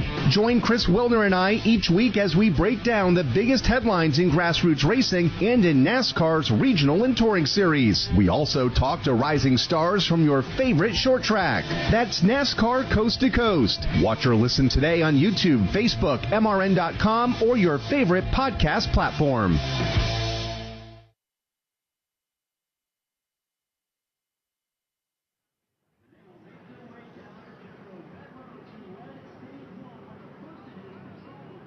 Lap 22 goes on the board. Pit road is open. Alan Cabana, we've got takers. And Ben Rhodes had a great first stage, but he thinks they can be better. He says his 99 truck is still scraping on the splitter. A fuel load, no tires, but an adjustment for 99. Steve Post? Andres Perez de Lara is very happy with his truck. He said it just is so stable, going to be fuel only. Grant Enfinger going to race out and win the race off pit road. Ben Rhodes goes out. Chandler Smith, Lane Riggs, and Rajah Caruth, your front five off from pit road. But Rajah Caruth also very happy with his race car. Chris Wilner? Tires and an adjustment for Corey Heim. Said it was really tracky in the front end, but I can't get a good enough push, and I haven't had enough help. So they made a slight adjustment on his Toyota. Tanner Gray said it was darty on the straightaway, but I don't need an adjustment. Just give me tires. They did so there on his Tricon Garage Toyota. And Grant Enfinger, they thought about staying out. They were a lap and a half short to get to the end of stage number 2, so they brought him in fuel only, a splash of gas for Grant Enfinger. Matt Crafton will be the beneficiary of the free pass. He'll get back on the lead lap. That'll give us 33 trucks on the lead lap. Kyle Larson brings his Chevy 4 tires Sunoco Racing Fuel. From fueling NASCAR champions on the track for over 20 years to innovating 94 octane, the highest octane on the market. Performance is what Sunoco does. All Sunoco fuel at the pump meets the same top-tier standards as the fuel used in NASCAR. Here for Ryan Blaney, 4 tires with Sunoco fuel. From the track to your tank, you can trust Sunoco to help your vehicle perform at its peak. NASCAR fans, the Daytona 500 50-50 drawing is back to support the VetTix Foundation with a minimum $100,000 guaranteed jackpot and more prizes than ever before. Over $750,000 has been won by NASCAR fans since 2018, and you can be next. The winning number will be drawn on February 17th, so buy your tickets now at Daytona5050.com for a chance to win and give something to those who gave. Must be over 18 and in the state of Florida at the time of purchase to play. See all rules and regulations at Daytona5050.com. We welcome you back under the lights at Daytona International Speedway. NASCAR Craftsman Truck Series season opener has been a good one so far. Daniel Hemrick has now taken over the top spot after he and his team made a pit stop early. Actually, Daniel Hemrick and Jack Wood are yet to make a pit stop in tonight's race. Everybody else has done so. Looks like Ben Rhodes is going to bring his truck back to pit lane. Alan Cabana. And part of this is the situation they put themselves in. They made a pit stop, and Ben Rhodes said he didn't realize he'd be so far back in the field. So he asked the team, I'm so far back, can I come in for another adjustment? All of a sudden, crew chief Rich Luscious says, yeah, bring it to me.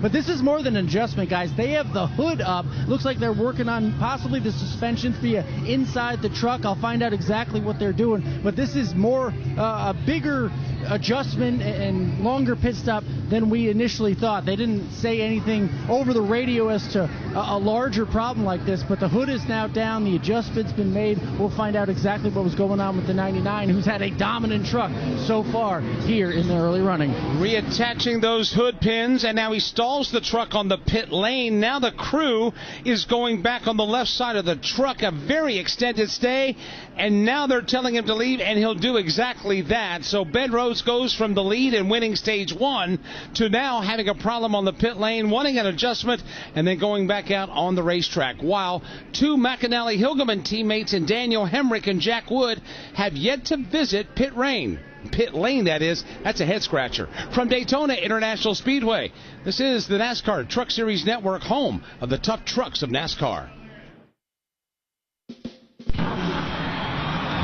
NASCAR's only street race returns to the streets of Chicago July 5th and 6th.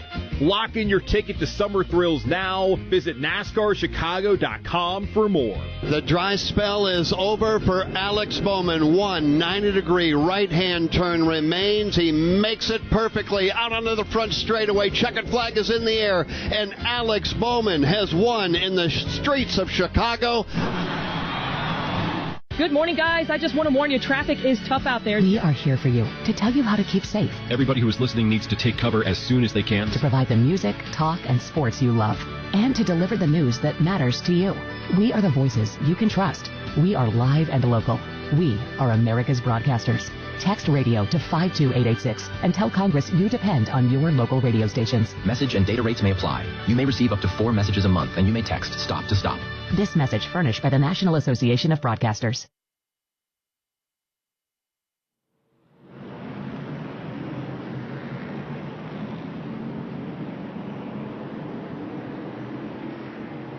Field gets the 1-to-go signal. We'll go back under the green flag at lap 25, and that will leave us 15 laps to go in stage 2.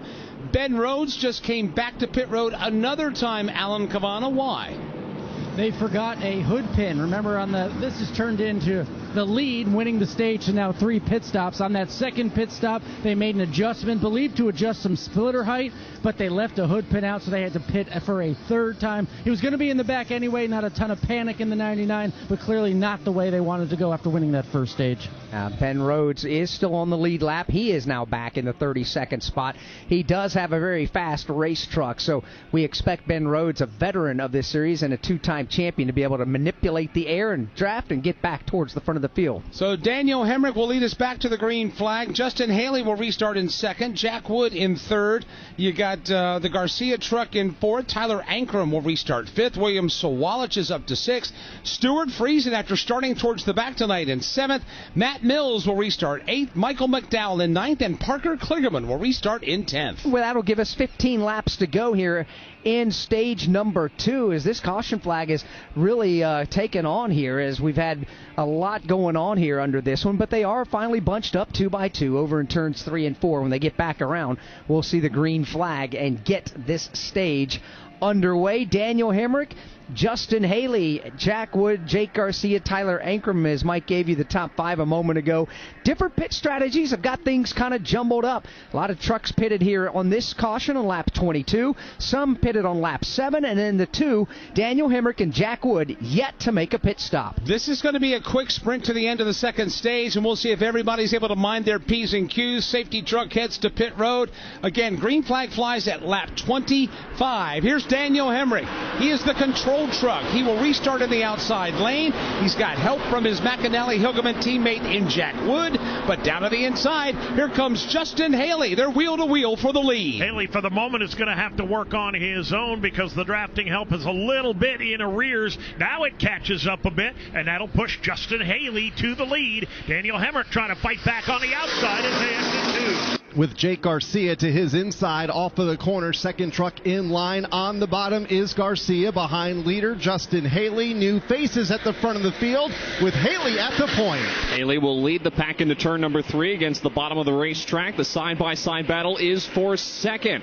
Jake Garcia to the bottom. Up top, that's Daniel Hemrick. They remain in that formation. Jake Garcia qualified the truck in the top 5, had to start tonight at the back of the field after unapproved adjustments, and now Garcia, just 19 years old, from Monroe, Georgia, now trying to get his way up towards the front and potentially lead here at Daytona. And he's got some ideas about doing exactly that, although they're 2 by 2 all the way back through the field right now. Challenging back on the outside lane, Daniel Hemrick wants a piece of the lead. With drafting help from Jack Wood, top side and that outside lane really coming to life off of turn number 2, led by Daniel Hemrick. Justin Haley continuing to race to the inside. He has drafting help as they go back to turn 3. Double wide, about 15 rows deep as they work their way through turns 3 and 4. It's Justin Haley leading the bottom of the racetrack. Daniel Hemrick fighting strong upstairs. The field swinging and swaying as the banking twists back to flat into the tri-oval, still knotted up. Several rows deep, double wide formation. Justin Haley leads by about a half a truck length. They're looking to go 3 wide. Parker Kligerman the first to take a step out of line upstairs. He'll go all the way to the outside lane, back around the 10th position, and he's got some helpers to go with him. Here comes Justin Haley with Grant and with Daniel Hemrick alongside for second. Grant Enfinger in that extreme outside lane, that third lane that is beginning to come to life, led by Parker Kligerman, and they are nearly at the front of the field, 3 wide from second on back. Here they come, a great shove courtesy of Grant Enfinger to the back bumper of Parker Kligerman. Kligerman right up against the safer barrier. Justin Haley moves up to the middle and 3 wide. And Parker Kligerman on that outside lane with the drafting help from Grant Enfinger there, Ben Rhodes there, Matt Crafton is in that mix, Lane Riggs is there, Ty Majeski. They're thundering their way towards the front of the field. Some experienced veteran hands take it to the penthouse, and they take it all the way to the front of the pack. Parker Kligerman takes over the lead. He'll dive down to the bottom of the racetrack, now slide up the middle to shut off the assault by Haley. Justin Haley will slide in the line in second behind new race race leader, Parker Kligerman. They are 3 wide, about 5 rows deep from third on back. Here comes Jake Garcia to the inside of Haley as Enfinger goes for the top spot. Enfinger dives to the inside of Parker Kligerman and will drive right around him. So Enfinger now the new leader. He'll go down to the bottom and pick up Jake Garcia. It is hold your breath time at Daytona. You've got Jake Garcia make that Grant Enfinger out in front by himself. Kligerman right behind him. Double wide for 1 row. You've got at least 6 rows of 3 wide formation. Dave, this is nail-biting time at the World Center of Racing. Tiptoeing through the tulips at over 170 miles an hour. From 4th place on back, it is 3 wide. Matt Crafton skirting the safety barrier, trying to take over 4th. Diving to the bottom. Here comes Ben Rhodes for 2nd. Justin Haley in the middle lane of that 3 wide battling along with Jake Garcia. He goes down low. Ben Rhodes rumbling out of line. Ty Majeski toward the front of the field, but it's Grant Enfinger as the race leader. They are getting after it here in this big pack of trucks. It is Grant Enfinger still the leader. Ben Rhodes has fought his way back to 2nd. Matter of fact, Rhodes wants the lead. Ben Rhodes, after a series of pit stops in the caution, restarted 32nd. He's now challenging for the top spot again.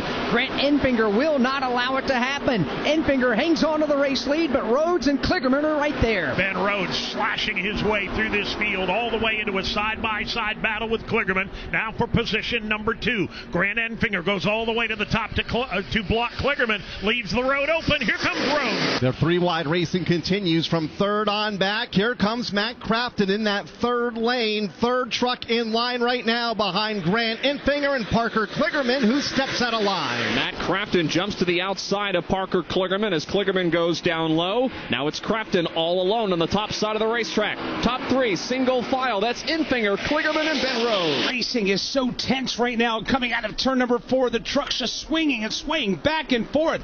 Ben Rhodes trying to find a piece of real estate. He'll swing to the outside lane, trying to get a run, trying to get up alongside Parker Kligerman in what would be a race for 2nd. Grant Enfinger blocking every lane right now, one at a time, trying to shut off the run of whoever's got the most momentum. For the moment, he'll hug the double yellow line at the bottom of the racetrack. There's a lot of momentum building, though, in that outside lane, led by Ben Rhodes. Matt Crafton tight on his back bumper as they race up the Daytona Super Stretch. Nearly up alongside race leader Grant Enfinger. This is good stuff here at Daytona. Still 2 wide, about 15 rows deep as they work their way through the corner. This time through, off turn 4, it's Grant Enfinger the leader. And you've got 18-year-old William Sawalich mixing up now in the top 10. Never raced here at the World Center of Racing. Practice rained out yesterday. He had a qualifying lap earlier today. He's learning on the fly. He's on the inside lane, the 4th truck in line. Sawalich has proven in the past to be a very quick study in a wide variety of racing vehicles.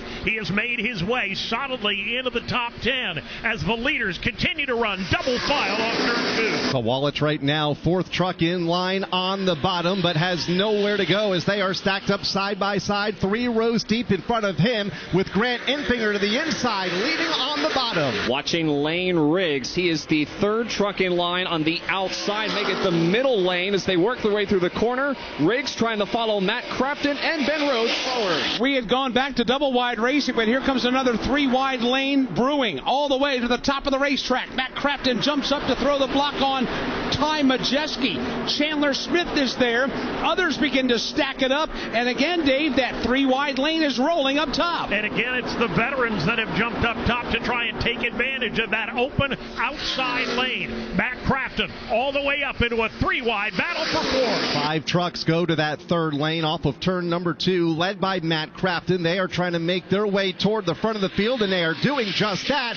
3 wide for the lead. The middle lane advances with Ben Rhodes. Now Crafton to the front. Crafton gets shoved to the front of the pack by Ty Majeski. Matt Crafton now in his neon F-150 looks at a pack of 3 wide racing behind him. They come up off turn 4, very tight quarters racing, 3 wide as they come to the short straightaway. Back to the start-finish line. They've got the slower truck of Norm Benning with no drafting help at all, about to be gobbled up. Dave, they're 3 wide racing for the lead. Matt Crafton has fought himself to the lead and got a little bit of real estate, but it may not last very long. His lead disappears. It's going to be 2 by 2, extreme bottom, extreme top. The challenger is Lane Riggs. Thor Sport teammates beginning to find each other in that 3rd lane. led by Matt Crafton. The lap truck of Norm Benning just in front of this lead pack. It's going to get tight in turn 3. Everyone now trying to go around that slow truck of Norm Benning. Everyone goes high, but Norm is now going to be gobbled up by this big pack as they work their way out of turn number 4. Crafton still leads. Norm Benning's lap truck occupies the inside lane. They're trying to squeeze by 4 wide. Norm's going to put her on the apron. Good call, Norm Benning across the line. 5 laps to go in stage 2. Still wrestling for the lead, but the veteran in Crafton continues to show the way. With every passing lap, the intensity lever climbs a little higher. For the moment, it's Crafton with Riggs trying to rally the troops down low. Here comes Lane Riggs to the inside. Crafton has some drafting help from Ben Rhodes and Ty Majeski in the outside lane. Lane Riggs to the inside has drafting help from Johnny Sauter on the inside of the racetrack as they come to the corner. Sauter, second truck in line on the bottom, but backsliding. Third truck in line on the bottom of the racetrack, that is Tanner Gray. Then you've got Gio Ruggiero and Grant Enfinger, the top 5 on the bottom, but they are losing ground to the top side of the racetrack. To the line, 4 laps to go in stage number 2. Matt Mills makes a pit stop. He's going to get back up on the racetrack and try to run for his life.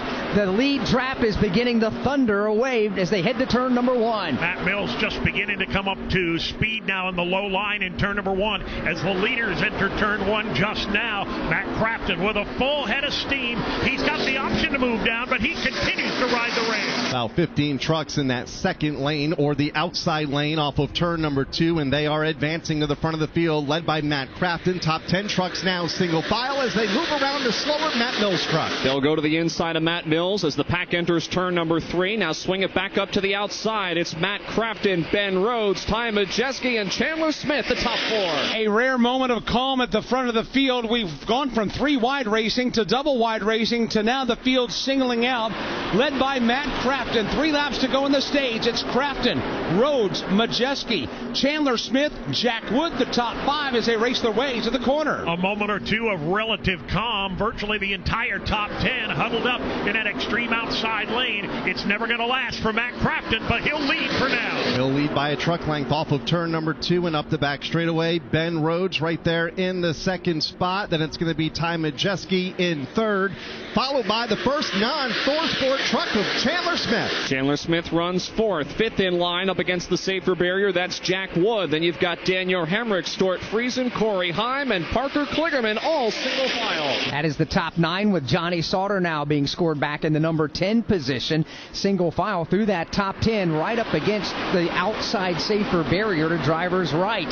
Down to just 2 laps to go now here in stage number 2. It's not a question of if somebody's going to bust a move and go after Crafton. It's when and how many will take the bait to try and jump to the bottom of the racetrack. For the moment, it's all Matt Crafton at the head of the field. Right now, everybody will stay in line, single file among the top 20 as they've been able to break away from the rest of the field, and nobody stepping out of line. I take that back. Stuart Friesen out of line and has drafting help from Corey Heim from 5th. Friesen goes to the bottom. Now here goes Chandler Smith. He goes down to the bottom to try to block the advance of Stuart Friesen. Now Smith goes back up to the top. Here comes Stuart Friesen with help from Corey Heim. Stuart Friesen up to a side-by-side battle for 5th. 1 lap to go in stage 2. It's Crafton up front.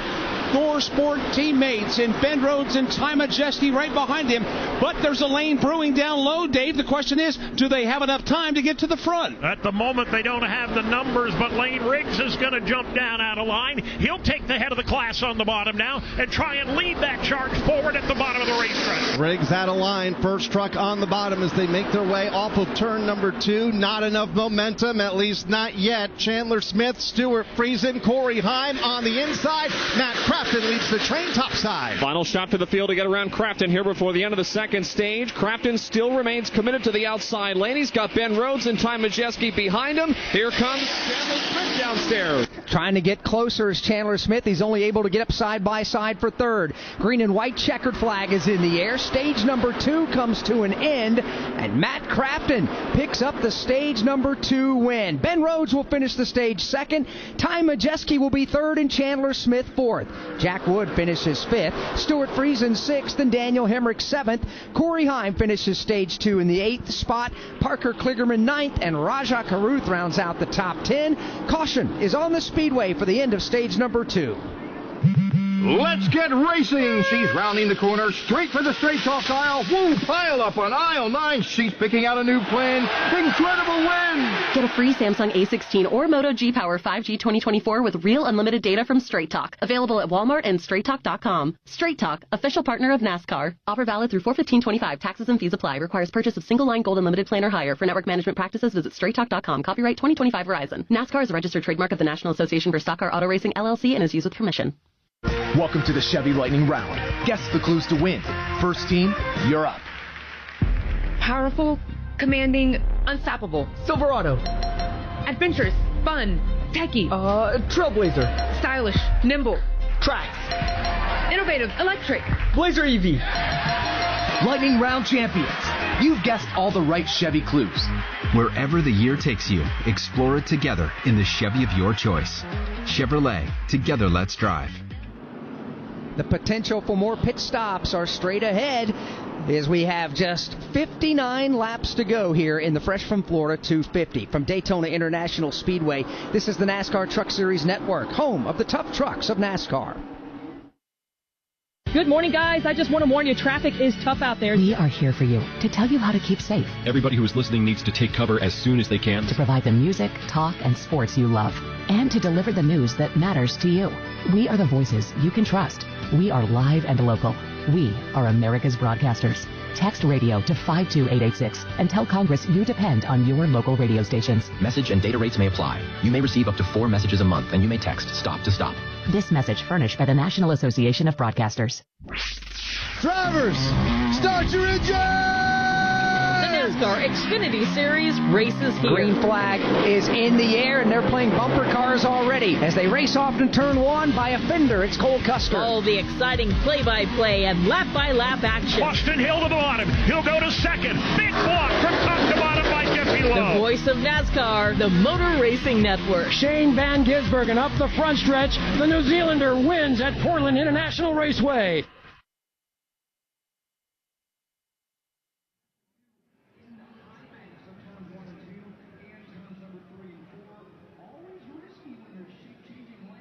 We welcome you back to Daytona International Speedway. Tonight's race is presented by Fresh from Florida. NASCAR fans, lead the pack in freshness when you join the Fresh from Florida Club. It's free and easy to sign up. Plus, you'll be supporting Florida farmers and fishermen at the same time. Register today at freshfromflorida.com. Ben Rose has collected the most stage points of anybody tonight. He's got 19 in his hip pocket. Some shenanigans coming to pit road. We've got 3 trucks up front that are staying on the racetrack in Matt Crafton, Ben Rhodes, and Ty Majeski.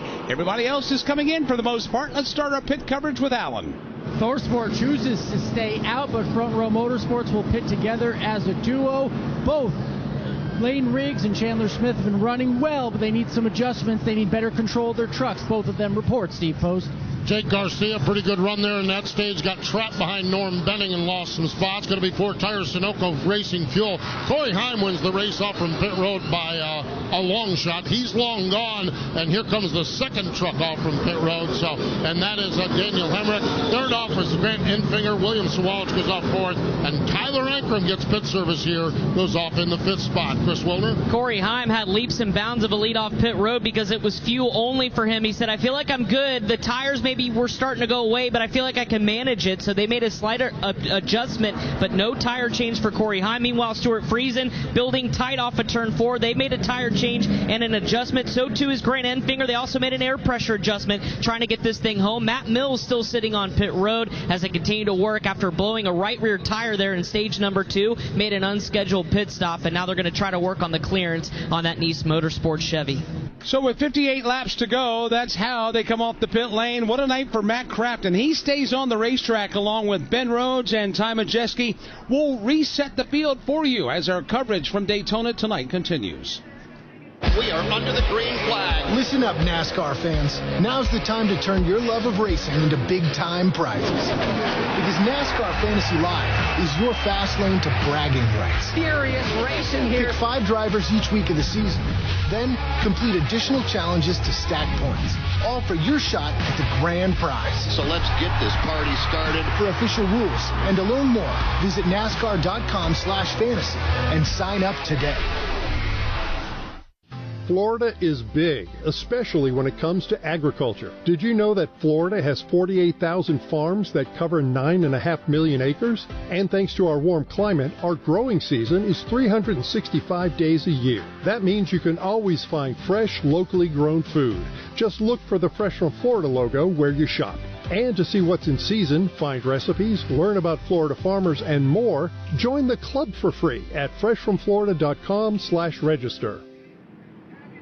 Those that stayed out a moment ago are now on the pit lane. These stops coming at lap 43. Except Ben Rhodes, he'll stay on the racetrack. Right now, let's start our coverage with Chris Wilner. Here they come down into the pit stalls. Coming in to stop in front of me is going to be the Chevrolet of Nathan Bird to take some fuel, also some tire change. Tony Breidinger is working on some damage repair as well. Steve Post, anybody by you? Oh, yeah, Matt Crafton's down here. They just wanted an open pit road. They wanted a little bit of freedom up there and come down on another lap. So Matt Crafton is down and away. 4 Tires, Sunoco Racing Fuels. A couple other drivers down here in pit service. Andres Perez de Lara also getting pit service here. Alan? A break in team strategy. Ty Majeski followed ThorSport teammate Matt Crafton down pit road, but Ben Rhodes did not. There's been a lot of talk about the quote-unquote team strategy on the radio of the ThorSport trucks, but a little bit of a split decision right here. We'll find out what the deal is with all the ThorSport trucks coming up. But Ty Majeski on and off pit road. And because Ben Rhodes stays on the pit, or on the racetrack, I should say, and not comes to pit road, Ben Rhodes is the new leader at lap 43. We'll reset the lineup for you in a moment. From Daytona International Speedway, this is the NASCAR Truck Series Network, home of the tough trucks of NASCAR. NASCAR's only street race returns to the streets of Chicago July 5th and 6th. Lock in your ticket to summer thrills now. Visit NASCARChicago.com for more. The dry spell is over for Alex Bowman. 90-degree right-hand turn remains. He makes it perfectly out onto the front straightaway. Checkered flag is in the air, and Alex Bowman has won in the streets of Chicago. Do you have an unused car, truck, motorcycle, boat, or RV taking up space? Put it to good use by donating it to the NASCAR Foundation. Proceeds help fund medical resources for children in our racing community. Your wheels can heal. Call 844-NASCAR-9 and we'll come tow away your vehicle for free. The process is quick and your gift is tax deductible. Call 844-NASCAR-9 to donate your vehicle to the NASCAR Foundation today. Your donation will help our children survive and thrive.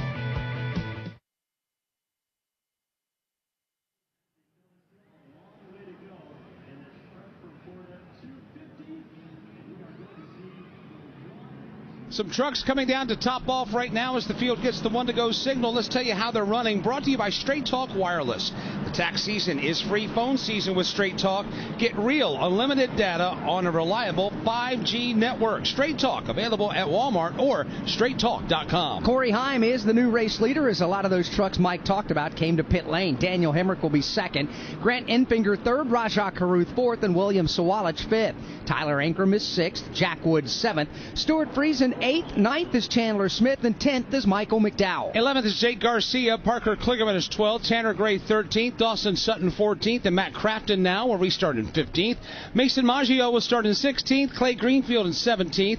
Gio Ruggiero in 18th. Bailey Curry 19th. And Lane Riggs in 20th. Jason White 21st. Andres Perez de Lara will be 22nd. Frankie Muniz will be 23rd. Josh Rayum will be 24th. And Norm Benning 25th. Spencer Boyd 26th. Johnny Sauter 27th. Nathan Bird 28th. Ty Majeski 29th. And Justin Haley 30th. 31st is Timmy Hill. 32nd is Ben Rhodes. Tony Breidinger 33rd. Matt Mills is 34th. Connor Mosack and Caden Honeycutt out of the event in 35th and 36th. If you're just joining us, we have been slowed for caution 4 times. Caden Honeycutt crashed on lap 5. We had Tony Breidinger spin on lap 15. A couple of stage breaks caution slowed us at laps 20 and 40. Ben Rhodes and Matt Crafton are our stage winners. We'll get the green with 55 laps to go. Back to pit road and Alan Cabana. Just to clear up the ThorSport situation, they all are on the same strategy. They just executed it a bit poorly. They were all supposed to come down the third pass by. Matt Crafton, Ty Majeski came down on the second pass. for their fuel. They're in the back of the field now. Ben Rhodes came down on the third pass by, so he is now in the back of the field. But that is all by ThorSport's strategy. They want to be out of the mess. They think it's going to be caution-filled coming up to end this race, and they know they have good trucks. So this is all by strategy right now. Never know how it's going to play out. We've seen it at Daytona. You can hang out in the back to try to avoid it all and still get swept up in it. You can be leading a race and get swept up in it. You just never know. Pull the belts tight. Pace truck is headed to pit road. The stretch run of the Fresh from Florida 250 is about to get underway. Rich Keeter looks the field over. Green flag is back in the air, and we are back at it. To the inside of the racetrack, Corey Heim. To the outside of the racetrack, you've got Daniel Hemrick. Side by side, Toyota and Chevrolet, two drivers up front trying to lead for the first time tonight. Heim and Hemrick up through the gearbox, hard on the accelerator and coming up to full song. Hemrick's got a little better drafting help in an outside lane. It'll push Daniel Hemrick to the lead in 2. That drafting help in the form of Grant Enfinger to the outside of the racetrack off of turn number 2. That propels Daniel Hemrick to the front of the field. Here comes the inside lane trying to battle back, led by Corey Heim. He has help from William Zawalich. Corey Heim with a nice launch into turn number 3, courtesy of some help from William Sawalich. Heim will pull right up alongside of Daniel Hemrick. They're wheel to wheel for the race lead out of 4. No distinct advantage for either one of those two at the front of the field. However, Hemrick in the middle of the racetrack is going to get a shove in the tailgate, courtesy of Grant Enfinger. That will propel Hemrick to the lead. Enfinger is right there, and he's got help behind him from Tyler Ankrum. Grant Enfinger now is clear if he wants to change lanes, at least for the moment, but it's not going to last long, because here comes Corey Heim down low on the comeback trail. He'll regain second. He wants the lead. Wallich right on his back bumper off of turn number 2 and up the back straightaway. Corey Heim to the inside. Daniel Hemrick leading the outside lane and gets a big shove from Grant Enfinger halfway up the Daytona Superstretch. Enfinger gives Hemrick a huge shove. They are now in front by 2 truck lengths. As they go into turn number 4, it's Hemrick still leading the outside lane. Enfinger, Ankrum all lined up behind him. Further back, they stacked them 4 wide off turn number 2. A daring move by Chandler Smith, forcing Jack Wood into quite the precarious position. Jack goes all the way to the back of the pack, while up front, Daniel Hemrick bursts into the clean air with Grant Enfinger right behind him. Enfinger right there in the second spot. Behind him in third, right on his back bumper, is Chandler Smith. Low line, trying to regroup again, but they've got some work to do. Led by Corey Heim as they make their way off of turn number 2 and up the back straightaway. Stuart Friesen part of that inside lane, along with Michael McDowell. Gio Ruggiero trying to make his way to the front of the field, but they're having a tough time hanging with that outside lane led by Hemrick. They are indeed, Kyle Rickey. They are starting to slide backwards. As a matter of fact, the Fords have found each other. There are 5 Fords in a row on the top side of the racetrack. They're going to stay right there against the safer barrier in the short straightaway. Inside lane now is side by side for the number 6 spot. That is going to be led by Corey Heim. William Sawalich beginning to lose ground, but up front, 2 more trucks dive for the bottom. Down to the bottom goes Chandler Smith. He's going to try for the bottom of the racetrack. He'll slide up. He'll take the lead. And right behind him is teammate. Oh, one truck in trouble. Spinning down on the inside. A couple of trucks make contact. One of them, Tyler Ankrum. He's got some damage on the left-hand side of that machine. Caution is on the speedway. It'll be number 5 of the evening. It comes out at lap 48. And I'm not so sure, Alex, if Tyler Ankrum did not have some sort of a mechanical problem on his truck. Yeah, I think so. There was a big plume of smoke came out from behind of the Liuna Chevrolet heading off into turn number 1, and that may have put some fluid down. Ankrum did a masterful job, Dave, of getting that truck down to the flat apron as quick as possible, but simply could not get everybody else to slow down behind him, and maybe a little fluid put down on the racetrack. As we work the caution flag for the 5th time, let's pause 10 seconds for station identification on the NASCAR Truck Series Network.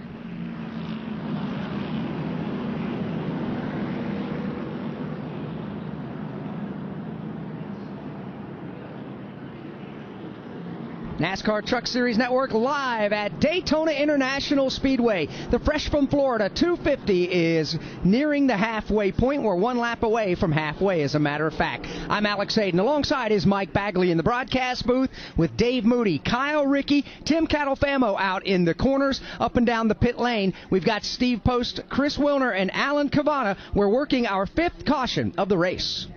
NASCAR fans, get ready to feel the rush. The official NASCAR Tracks app is your ultimate race day companion. From managing your event tickets to navigating with wayfinding maps, event schedules, and facility info, it's got everything you need to make your experience unforgettable. Ready, green flag, green Bring flag. your headphones and dive into the action like never before with live scanner access. Got a race to win, my man. Listen in on driver and team communications at select NASCAR Tracks. Download NASCAR Tracks now on the Apple App Store or Google Play. Welcome to the Chevy Lightning Round. Guess the clues to win. First team, you're up. Powerful, commanding, unstoppable. Silverado. Adventures, fun, techie. Trailblazer. Stylish, nimble. Tracks. Innovative, electric. Blazer EV. Lightning Round champions. You've guessed all the right Chevy clues. Wherever the year takes you, explore it together in the Chevy of your choice. Chevrolet, together let's drive. A lot of cleanup continuing after the engine expired on the Tyler Ankrum truck. Fluid put down all over the racetrack over in turns 1 and 2. From Daytona International Speedway, this is the NASCAR Truck Series Network, home of the tough trucks of NASCAR. You crave power, but your ride is holding you back, feeling the burn of mediocrity instead of the thrill of domination. E3's cutting-edge tech, the same spark that fuels NASCAR champions, also delivers maximum fuel efficiency, so you spend less time at the pump and more time on the track. This is championship performance. This is E3 Spark Plugs. Don't just dream of speed. Make it your reality. Power, speed, endurance. E3. What are you running? Hey folks, Kyle Petty here. Victory Junction is celebrating 20 incredible years of camp for children with serious medical conditions. And the best part? Because of the generosity of friends from around the world, camp is completely free for the families we serve. Make your gift today at victoryjunction.org/donate and be a part of something truly special. Together we can make a difference for kids and gear up for even more unforgettable experiences.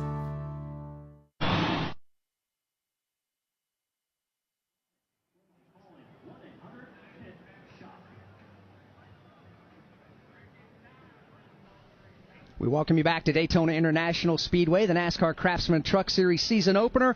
Halfway home, 50 down, 50 to go in the Fresh from Florida 250. I want to take a minute and welcome back to the broadcast, culinary master of the state of Florida, Chef Justin Timoneri. How are you this evening? I am doing excellent. Thanks for having me tonight. Absolutely. It's a privilege to have you back with us again here this year. An outstanding and riveting command to get things going. As a chef, though, you seem like you're a legitimate race fan. Oh, totally. And you know, I got to tell you, my guy, Ross Chastain, you know it. Yeah, absolutely. So, Fresh from Florida, you represent the state of Florida. What is Fresh from Florida, and what do you guys do? Yeah, we make sure everybody understands what's growing when in the state of Florida and how to simply incorporate that into their diet with simple, easy, delicious recipes. So many things going on in the state of Florida. Of course, the climate is conducive for growing season virtually year-round. What types of things are in season right now? That's right. All kinds of great things in season right now, especially Florida strawberries. I want to encourage everybody to go to freshfromflorida.com and see some of my recipes and learn what is in season. Agriculture, agribusiness is such an important thing to the state of Florida, and it really does an awful lot for this state's economy. Yeah, you know, tourism is number one in this state, but agriculture is what keeps us going. So when we watch tonight's race and we think about Fresh from Florida and putting on the Fresh from Florida 250, how can folks learn more about it, and how can they continue to support the farmers and the fishermen of the state of Florida? That's right. Everybody can go to freshfromflorida.com and learn all about what we do, what grows and when, and help support our hardworking farmers, fishermen, and ranchers. Chef, we can't thank you and your entire team enough for putting on another fantastic race, and we can't thank you enough for also providing for all of us every time we come to the state of Florida. That's important to all of us. That's right. It's our pleasure, and everybody out there, keep it fresh and good eating. That is Chef Justin Timoneri, the culinary master of the state of Florida. Alex, you know, it's funny, way back in the day, whenever we had preseason testing at Daytona, it was always a treat when we go in the media center. Benny Parsons would make a trip over to Lakeland, and he would bring these delicious strawberries for the whole media center to enjoy. We threw down. There was not one strawberry left in the place. Exactly. We were serving Plant City strawberries today, right on the outside of the track. Man. Love it, love it. Thanks again, Chef. Thank you, guys.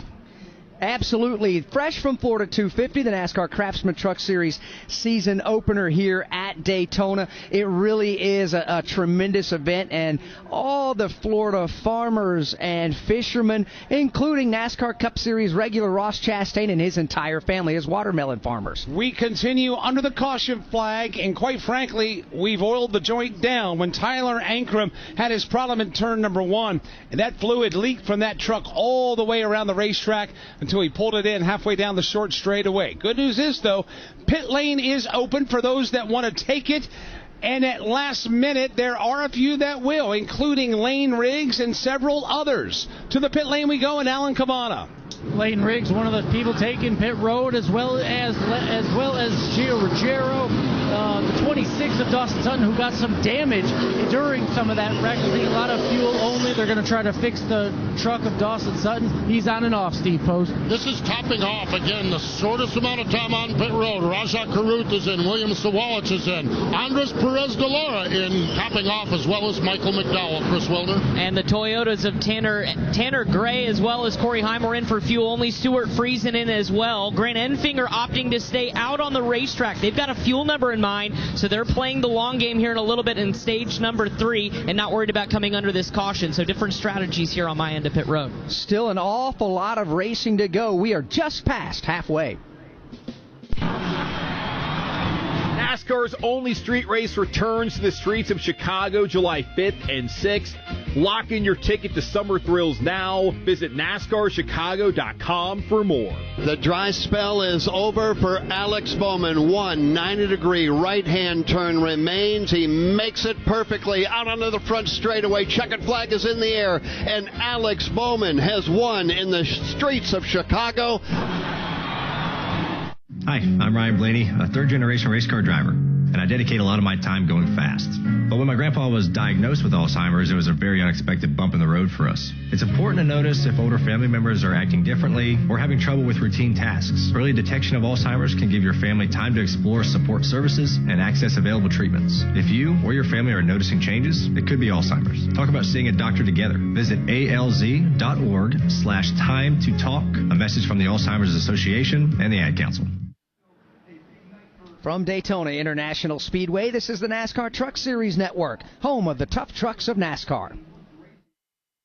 This is Kyle Larson. I'm David Grau. Hi, I'm Donnie Shaw. This is Brian Brown. This is Danny Dietrich. Wing Nation is your go-to destination for all the latest sprint car news and interviews from the stars of sprint car racing from around the country. This is Steve Post. Aaron Evernham, Ashley Strummy, and I will have all the latest news, insights, and conversations on Wing Nation's YouTube or Facebook pages, or listen and download and subscribe to Wing Nation on any podcast platform. Wing Nation. Wing Nation. Wing Nation. Wing Nation. Wing Nation. All sprint cars, all the time. NASCAR's only street race returns to the streets of Chicago July 5th and 6th. Lock in your ticket to summer thrills now. Visit NASCARChicago.com for more. The dry spell is over for Alex Bowman. 90-degree right-hand turn remains. He makes it perfectly out onto the front straightaway. Checkered flag is in the air, and Alex Bowman has won in the streets of Chicago.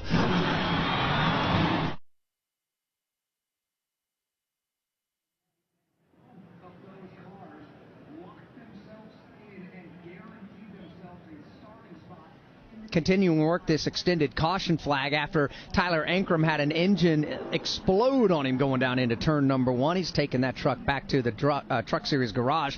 Dave Moody out there in turns 1 and 2. What's the status of the cleanup? Well, it's coming along pretty well, Alex, considering it was about a 70 bagger from my count. 70 bags of oil dry put down. A lot of work by the jet blowers, a lot of work by the sweeper trucks, a lot of work by the vacuum trucks. They're getting there. Not quite done yet, but they're getting there fast. But the bad news is, Kyle Rickey, Ankrum had to go all the way around the racetrack just to get back to the garage area. As I look over there by you, just at the end of Lake Lloyd, at the end of the Daytona Superstretch, I've seen some of the sweepers in your area as well. But thankfully, he was able to get that truck off of the racetrack, or at least off of the racing line, down below the double yellow lines, and that's where most of that oil was put down here on the back straightaway through turns 3 and 4. He was on the flat part of the racetrack in 3 and 4, and that's where the cleanup continues now. But yes, as Dave mentioned, a lot of speedy dry used at his end of the racetrack, just as much down here up the Daytona Superstretch and into turn 3. Tim, what's the status there in turn 4? Well, so they had about 4 or 5 sweeper trucks come by. They evaluated the area. Then you had those 4 or 5 Toyota Tundra speedy dry trucks that came by. They evaluated the area, and they didn't dump anything down here. So I think this section, at least from the middle part of turn 3 all the way to the exit and then headed to pit road, from what I can see, and obviously from all these trucks that have gone by to evaluate the area, I think is clear. And Mike Bagley, I think we are buttoned up over here in turn 4. That is great news as some of the drivers decide to come down the pit lane and top off with 54 laps complete. That'll give us 46 laps to go. Alex, I was checking the birthday roster today. A few birthdays around the sport, including one gentleman in particular that's been around the sport for a long, long time. Bill Venturini's birthday is today. And, of course, he's been a long-time ARCA competitor. Venturini Motorsports, very successful in the ARCA Menard Series. Always a joy when we have a chance to visit with Bill. When we were down here in January for the ARCA practice, Bill pulled up a chair, sat back. We sat back and enjoyed and just turned Bill loose, and he just let the stories rip. It's story time with Uncle Bill, and when that happens, you just sit back and you listen. Keep your eyes and ears open and enjoy the moment, and we absolutely did that. The ARCA Menard Series will kick things off right here at Daytona tomorrow. They race the Ride the Dente 200. Qualifying for that race was rained out. That means they set the field by the rule book. William Sawalich and Lawless Allen will be on the front row. LeVar Scott, Isabella Robusto, Brendan Queen, Jake Finch, Thad Moffitt, Cole Raz, Catherine Legg, and Cody Dennison will be the top 10 starters. You can hear that broadcast at 12 noon tomorrow. When we wrap that up, we will have NASCAR Cup Series final practice before the 67th running of the Daytona 500. 3 o'clock Eastern is the airtime for that. And then the NASCAR Xfinity Series takes center stage here at the World Center of Racing. The United Rentals 300 season opener. MRN's airtime is 4:30 p.m. Field is doubled up for the restart. Green flag will fly. Lap 55. It'll be 45 to go when they come back to the line. Chandler Smith, Daniel Hemrick, Grant Enfinger, the top 3. As everybody now, for the most part, will line up on the inside line after the choose. Only 6 trucks will opt to restart in the outside lane. Green flag goes back in the air. Here goes Chandler Smith up to the gearbox. He's trying to break free of Daniel Hemrick. Hemrick now will shut off his advance. Matter of fact, here comes Hendrick with a full head of steam downstairs. Daniel Hemrick hanging tough in that inside line. Drafting help from Grant Enfinger. He pushes Hemrick away by a bumper, but back on the outside line. Chandler Smith back to the point. With drafting help from Parker Kligerman, and it's the outside lane that advances off of turn number 2. Chandler Smith to the point. Kligerman up to second. Daniel Hemrick leading the inside lane back to third, but has momentum. Daniel Hemrick trying to shuffle his way back forward again. He'll tuck in line. Second behind the Chandler Smith truck. Third is Grant Enfinger. Fourth, Parker Kligerman and Justin Haley. That's the top 5. For the moment, top 2 are single file, but I don't think that'll last very long as they come to the tri-oval. No, that's not going to be the case.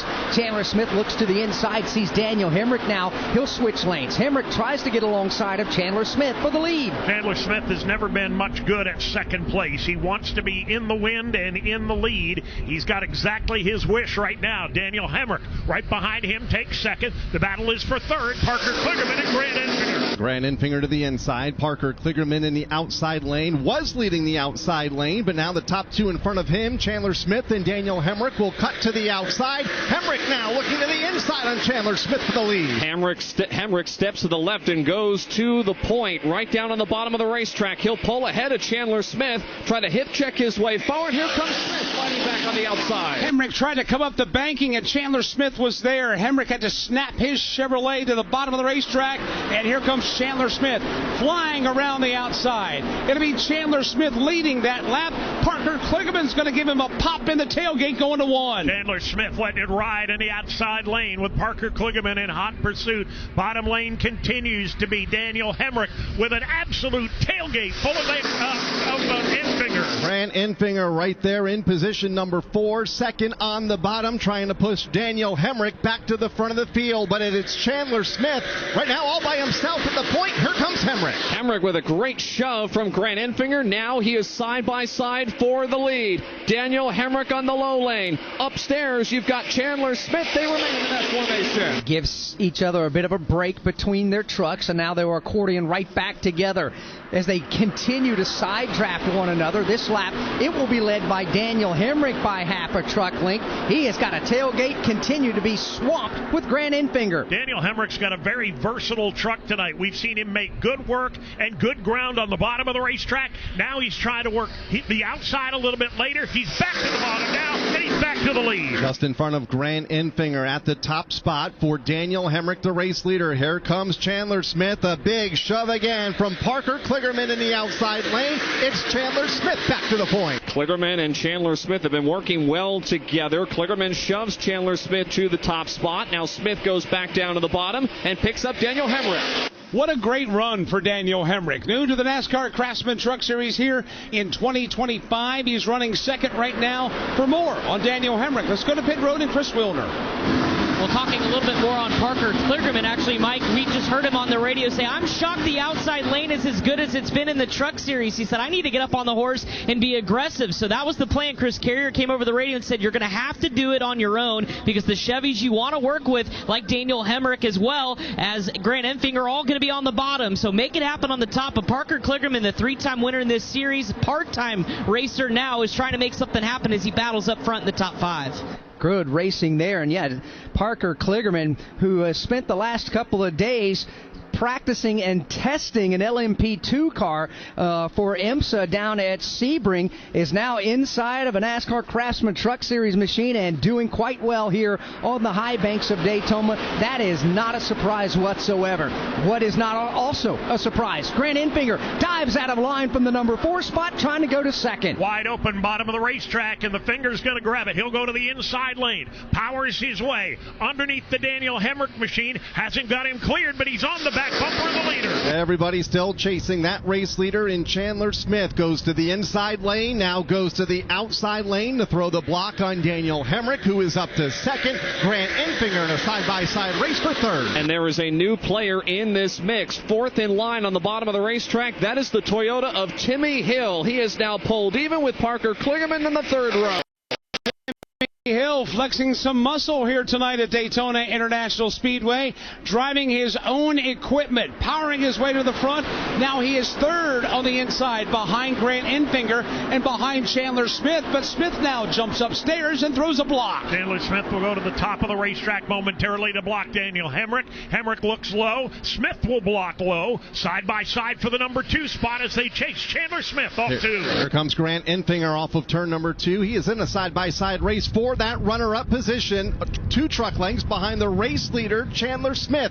Hemrick now up to second, Parker Kligerman in third. That's the way they run in the top 3, side-by-side for fourth. That's Grant Enfinger and Justin Haley. Haley now starting to drop back a little bit as the top 4 have broken away. It's Smith, Kligerman, and Grant Enfinger. And the fast way right now is these drivers elect to take it to the bottom side of the racetrack. They'll come down to the line, 38 laps to go here in the Fresh from Florida 250. That inside lane, Dave, continues to be good, but they're still organizing outside. Yeah, they are, and it's a matter of trying to get your drafting partners together, tighten them up on your back bumper. The trucks on the bottom have done a good job of that. Outside lane, not so much right now. A little disorganized in the outside lane. Justin Haley, the first truck out of line, leading the outside, but just barely into the top 10 as everybody beginning to huddle up on the bottom behind Chandler Smith. Yeah, that outside lane has all but dissolved as everyone has now moved down to the bottom of the racetrack. They're 3 wide a little bit further back. That's where you find Raja Karut, Ben Rhodes, and Corey High. Alex, it seems like that we finally got an opportunity to take a collective breath now instead of 2 and 3 wide.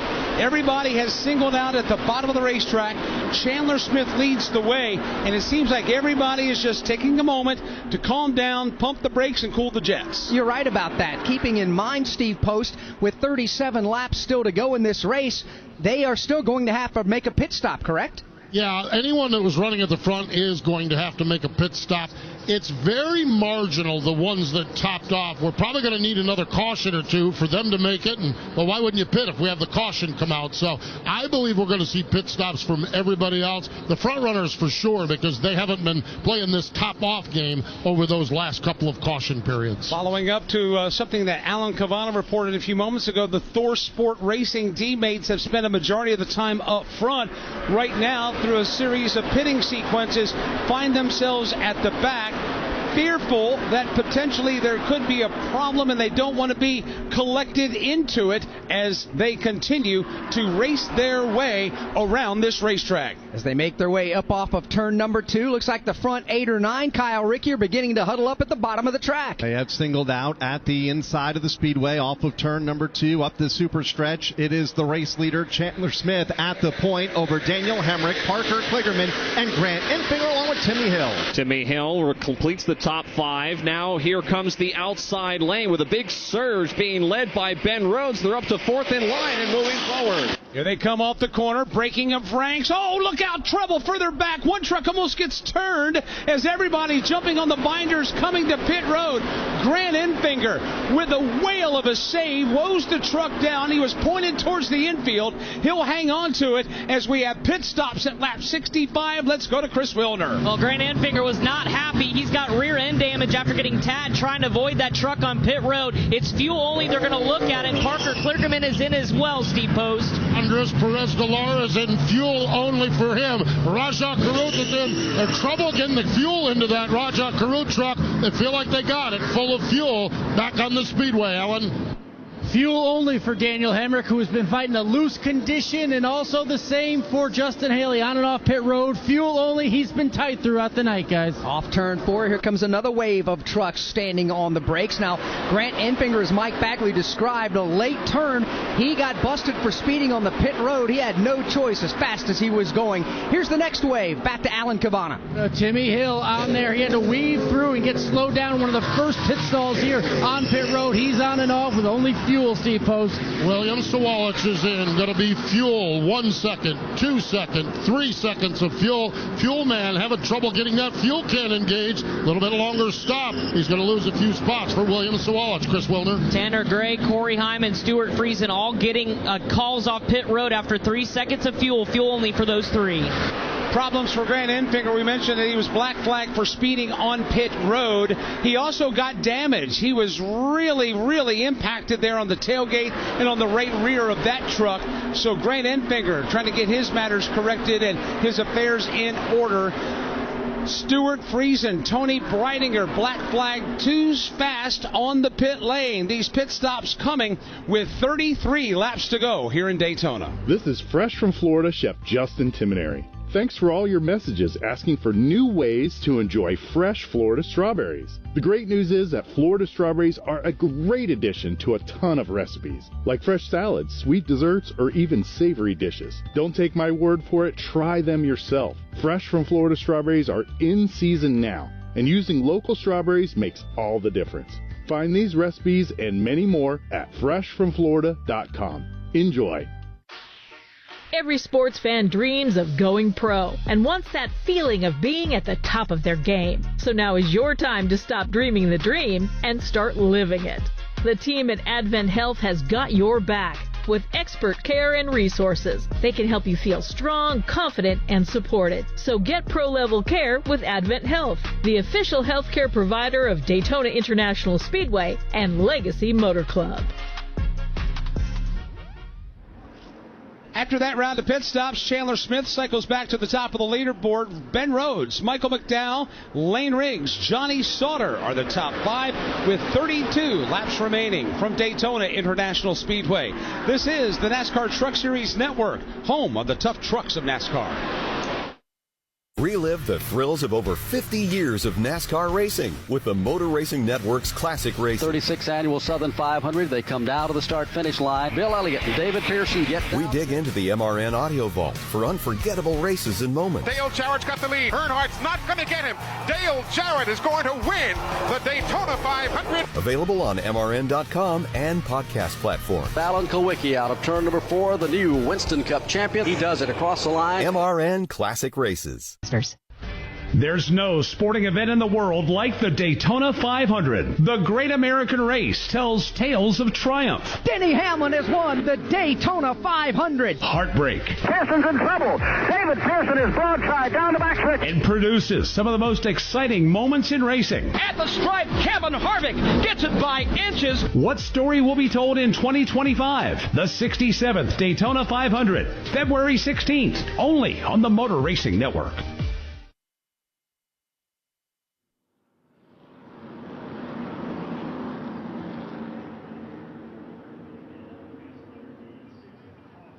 Back at Daytona, caution flag number 6 is flying over the Fresh from Florida 250 for a problem in front of Tim Catalfamo. Well, Clay Greenfield was running all by himself, Mike, coming off of turn number 4 as the pack had really gotten strung out. He came off of turn 4 and simply just spun out, went into the inside retaining wall, hit it pretty hard with the front end of his Toyota Tundra, and then now has come to a stop. The safety team is there on the scene attending to Clay.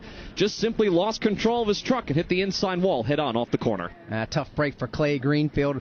As a part-time competitor, he's always done fairly well on the super speedways, both here at Daytona and Talladega, but the Tennessee native now, he's got significant damage as he has really shortened the nose of that truck up after nosing it into the safer barrier. Well, we got through around the green flag pit stops. We were cycling around and we were talking there in the commercial break how the field had spread itself out, and that wasn't necessarily a bad thing. With this caution flag, everybody gets all packed up and we can do it all over again. Yeah, here we go. And this will also afford the opportunity for some of those teams that had yet to make a pit stop to be able to do it here under the caution flag, where the pit crews can really take their time and make sure they get all the fuel in it that they need. And if they want some Goodyear tires, absolutely take those as well, as we're down to just 30 laps to go here in the Fresh from Florida 250. It has been everything we thought it would be. It's very breath-catching to watch these drivers maneuver these trucks around the high banks of Daytona. And then when you get down to it here in just a bit for the checkered flag and who's going to hoist the big trophy, it becomes seriously hold your breath racing. Speaking of hoisting big trophies, don't forget tomorrow we've got Ride the Dente 200 ARCA Menard Series season opener. We've also got the NASCAR Xfinity Series season opener, the United Reynolds 300, and then of course the biggest trophy of them all, the one that everybody wants to take home. It'll be the 67th Daytona 500. Time change for Sunday because of inclement weather. We will move up our airtime until 12:30 p.m. Eastern Time. Twisted Motor Racing Network, 12:30 Eastern, as we anticipate there to be some inclement weather rolling through. Alex, giving everybody enough time to prepare, and we want to make sure that we have the best of opportunities to try to get all of the Great American Race in. We absolutely do, and I applaud NASCAR and Daytona International Speedway and all the stakeholders for doing this and giving fans plenty of notice to be able to do that as well and adjust their schedules to get here to Daytona International Speedway or get set to get twisted in to the Motor Racing Network. And for those folks that will be coming out of church, you might want to get to the drive-thru as opposed to going and sitting down and eating. Get your drive-thru and take it on back to the house and listen to us there. Or go ahead and get that shopping done tomorrow, so you don't have you have everything in place, all the snacks, all that you need to enjoy the Daytona 500. Pull up a chair, sit back, relax, and we'll bring you all the excitement of the Great American Race Sunday afternoon. Always a pleasure when we get to come to Daytona, open up the season. And then, of course, after that, we're off to the Atlanta Motor Speedway. And just like that, we're off and running in 2025. Under caution flag number 6, Chandler Smith continues to lead. The year was 1993. The NASCAR Cup Series season kicked off with the Dale and Dale Show at the Daytona 500. Dale Jarrett's got the lead. He goes to the inside. Earnhardt's not going to get him. Dale Jarrett is going to win the Daytona 500 by STP. Earnhardt second. The 1993 NASCAR Cup Series season. All the highs and lows. Relive them all on MRN's exclusive podcast, The 1993 Season. Available on podcast platforms and MRN.com. Florida is big, especially when it comes to agriculture. Did you know that Florida has 48,000 farms that cover 9.5 million acres? And thanks to our warm climate, our growing season is 365 days a year. That means you can always find fresh, locally grown food. Just look for the Fresh from Florida logo where you shop. And to see what's in season, find recipes, learn about Florida farmers, and more, join the club for free at freshfromflorida.com/register. Back at Daytona International Speedway, lap 72 on the board. Pit road is open, and we've got takers. Chris Wilner. And mine section of pit road, just Matt Mills trying to get some damage repaired, as well as Nathan Bird. Grant Enfinger was going to come, but is going to opt to stay out. Hopefully get the wave here. That's the plan, Steve Post. Michael McDowell is in, going to be 4 tires. Sunoco Racing Fuel. Same for Matt Crafton as he comes in. Just as Alex Hayden said, some of these teams have the time to put some tires on these cars, or these trucks, if you will, as well as Sunoco Racing Fuel. Alan Cavana. Chandler Smith, Lane Briggs came in, take fuel only. Ben Rhodes was going to take fuel only, a late call. Meant they switched their strategy up for 4 tires, kind of turned into a disaster. It took a long time to put those tires on, and then Ben Rhodes got blocked in, but that was all part of the strategy call, figuring they're going to be back at the end of the field anyway. Why not put 4 tires on it? From Daytona International Speedway, this is the NASCAR Truck Series Network, home of the tough trucks of NASCAR. NASCAR's only street race returns to the streets of Chicago July 5th and 6th. Lock in your ticket to summer thrills now. Visit NASCARChicago.com for more. The dry spell is over for Alex Bowman. 90-degree right-hand turn remains. He makes it perfectly out onto the front straightaway. Checkered flag is in the air, and Alex Bowman has won in the streets of Chicago. You're not going to want to miss tonight's county fair. I'm going to be... We are your window to your community. Did you see the last 5 minutes of that football game last night? Oh, man, I saw the whole thing. And a lifeline to keep you safe when danger is near. Everybody who is listening needs to take cover as soon as they can. This is one of the biggest storms. We are live and local. We are America's broadcasters. Text radio to 52886 and tell Congress you depend on your local radio stations. Message and data rates may apply. You may receive up to 4 messages a month, and you may text STOP to STOP. This message furnished by the National Association of Broadcasters.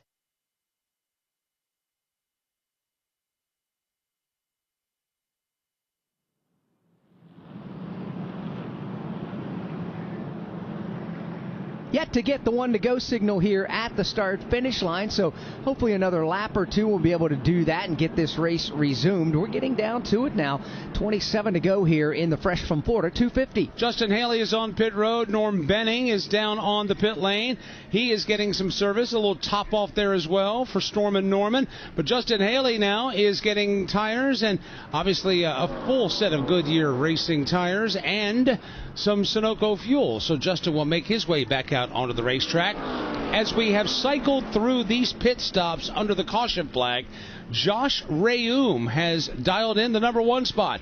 Gio Ruggiero in second, Tanner Gray in third, Corey Heim fourth, and Rajah Caruth up to fifth. Have not heard a lot out of Rajah tonight. No, we have not. He's just basically driven a very smart, conservative race to this point, and no need to get up there and mix it up for the lead. It's nice to lead laps. It's nice to lead the most laps, but the one that pays the big check and gives you the trophy and puts your name in the record books is the final lap. And that's the one you got to continue to prepare yourself for and learn your truck and understand what your truck does, whether it be on the inside lane or the outside lane. Make a move or two, understand if your truck's good enough to do that, and pull out of line. So, yeah, Rajah Caruth, there's a handful of those drivers. Andres Perez de Lara driven a very cerebral race here tonight as well. He's right behind Rajah in the running order. They go 5th and 6th. We talked at the opening of the show, Alex, about a 2025 season that features new drivers, new teams, new organizations, various changes in the the schedule. We had teased going obviously to Atlanta next weekend, but new on the schedule for 2025 for the Tough Trucks of NASCAR, going to the Rockingham Speedway. That's coming up. The trucks are going to be returning to Michigan International Speedway. Lime Rock Park, the road course in Connecticut. Trucks are going back to Watkins Glen International. They'll race at the Roval at Charlotte Motor Speedway for the first time, and will make a return to the New Hampshire Motor Speedway. New venues will await these Truck Series drivers over the course of the next 9 months. Another change in the schedule is when we get playoff racing. For the first time since we've done this format with playoffs, the trucks will not have a mile and a half in the playoffs this year. So that is something else that will be big for these teams to understand what they need to do to position themselves to try to win a championship that Ty Majeski was able to do 1 year ago. A lot of excitement, and there's an awful lot of anticipation for what's to come this year. Of course, we've got the crop of rookie drivers we mentioned a moment ago with Gio Ruggiero, also Tony Breininger, Frankie Muniz. And in case you're wondering if that's the same Frankie Muniz from that popular TV show Malcolm in the Middle, yes, and they are doing a reboot on that. Stay tuned, and he says that will not affect his NASCAR Craftsman Truck Series schedule.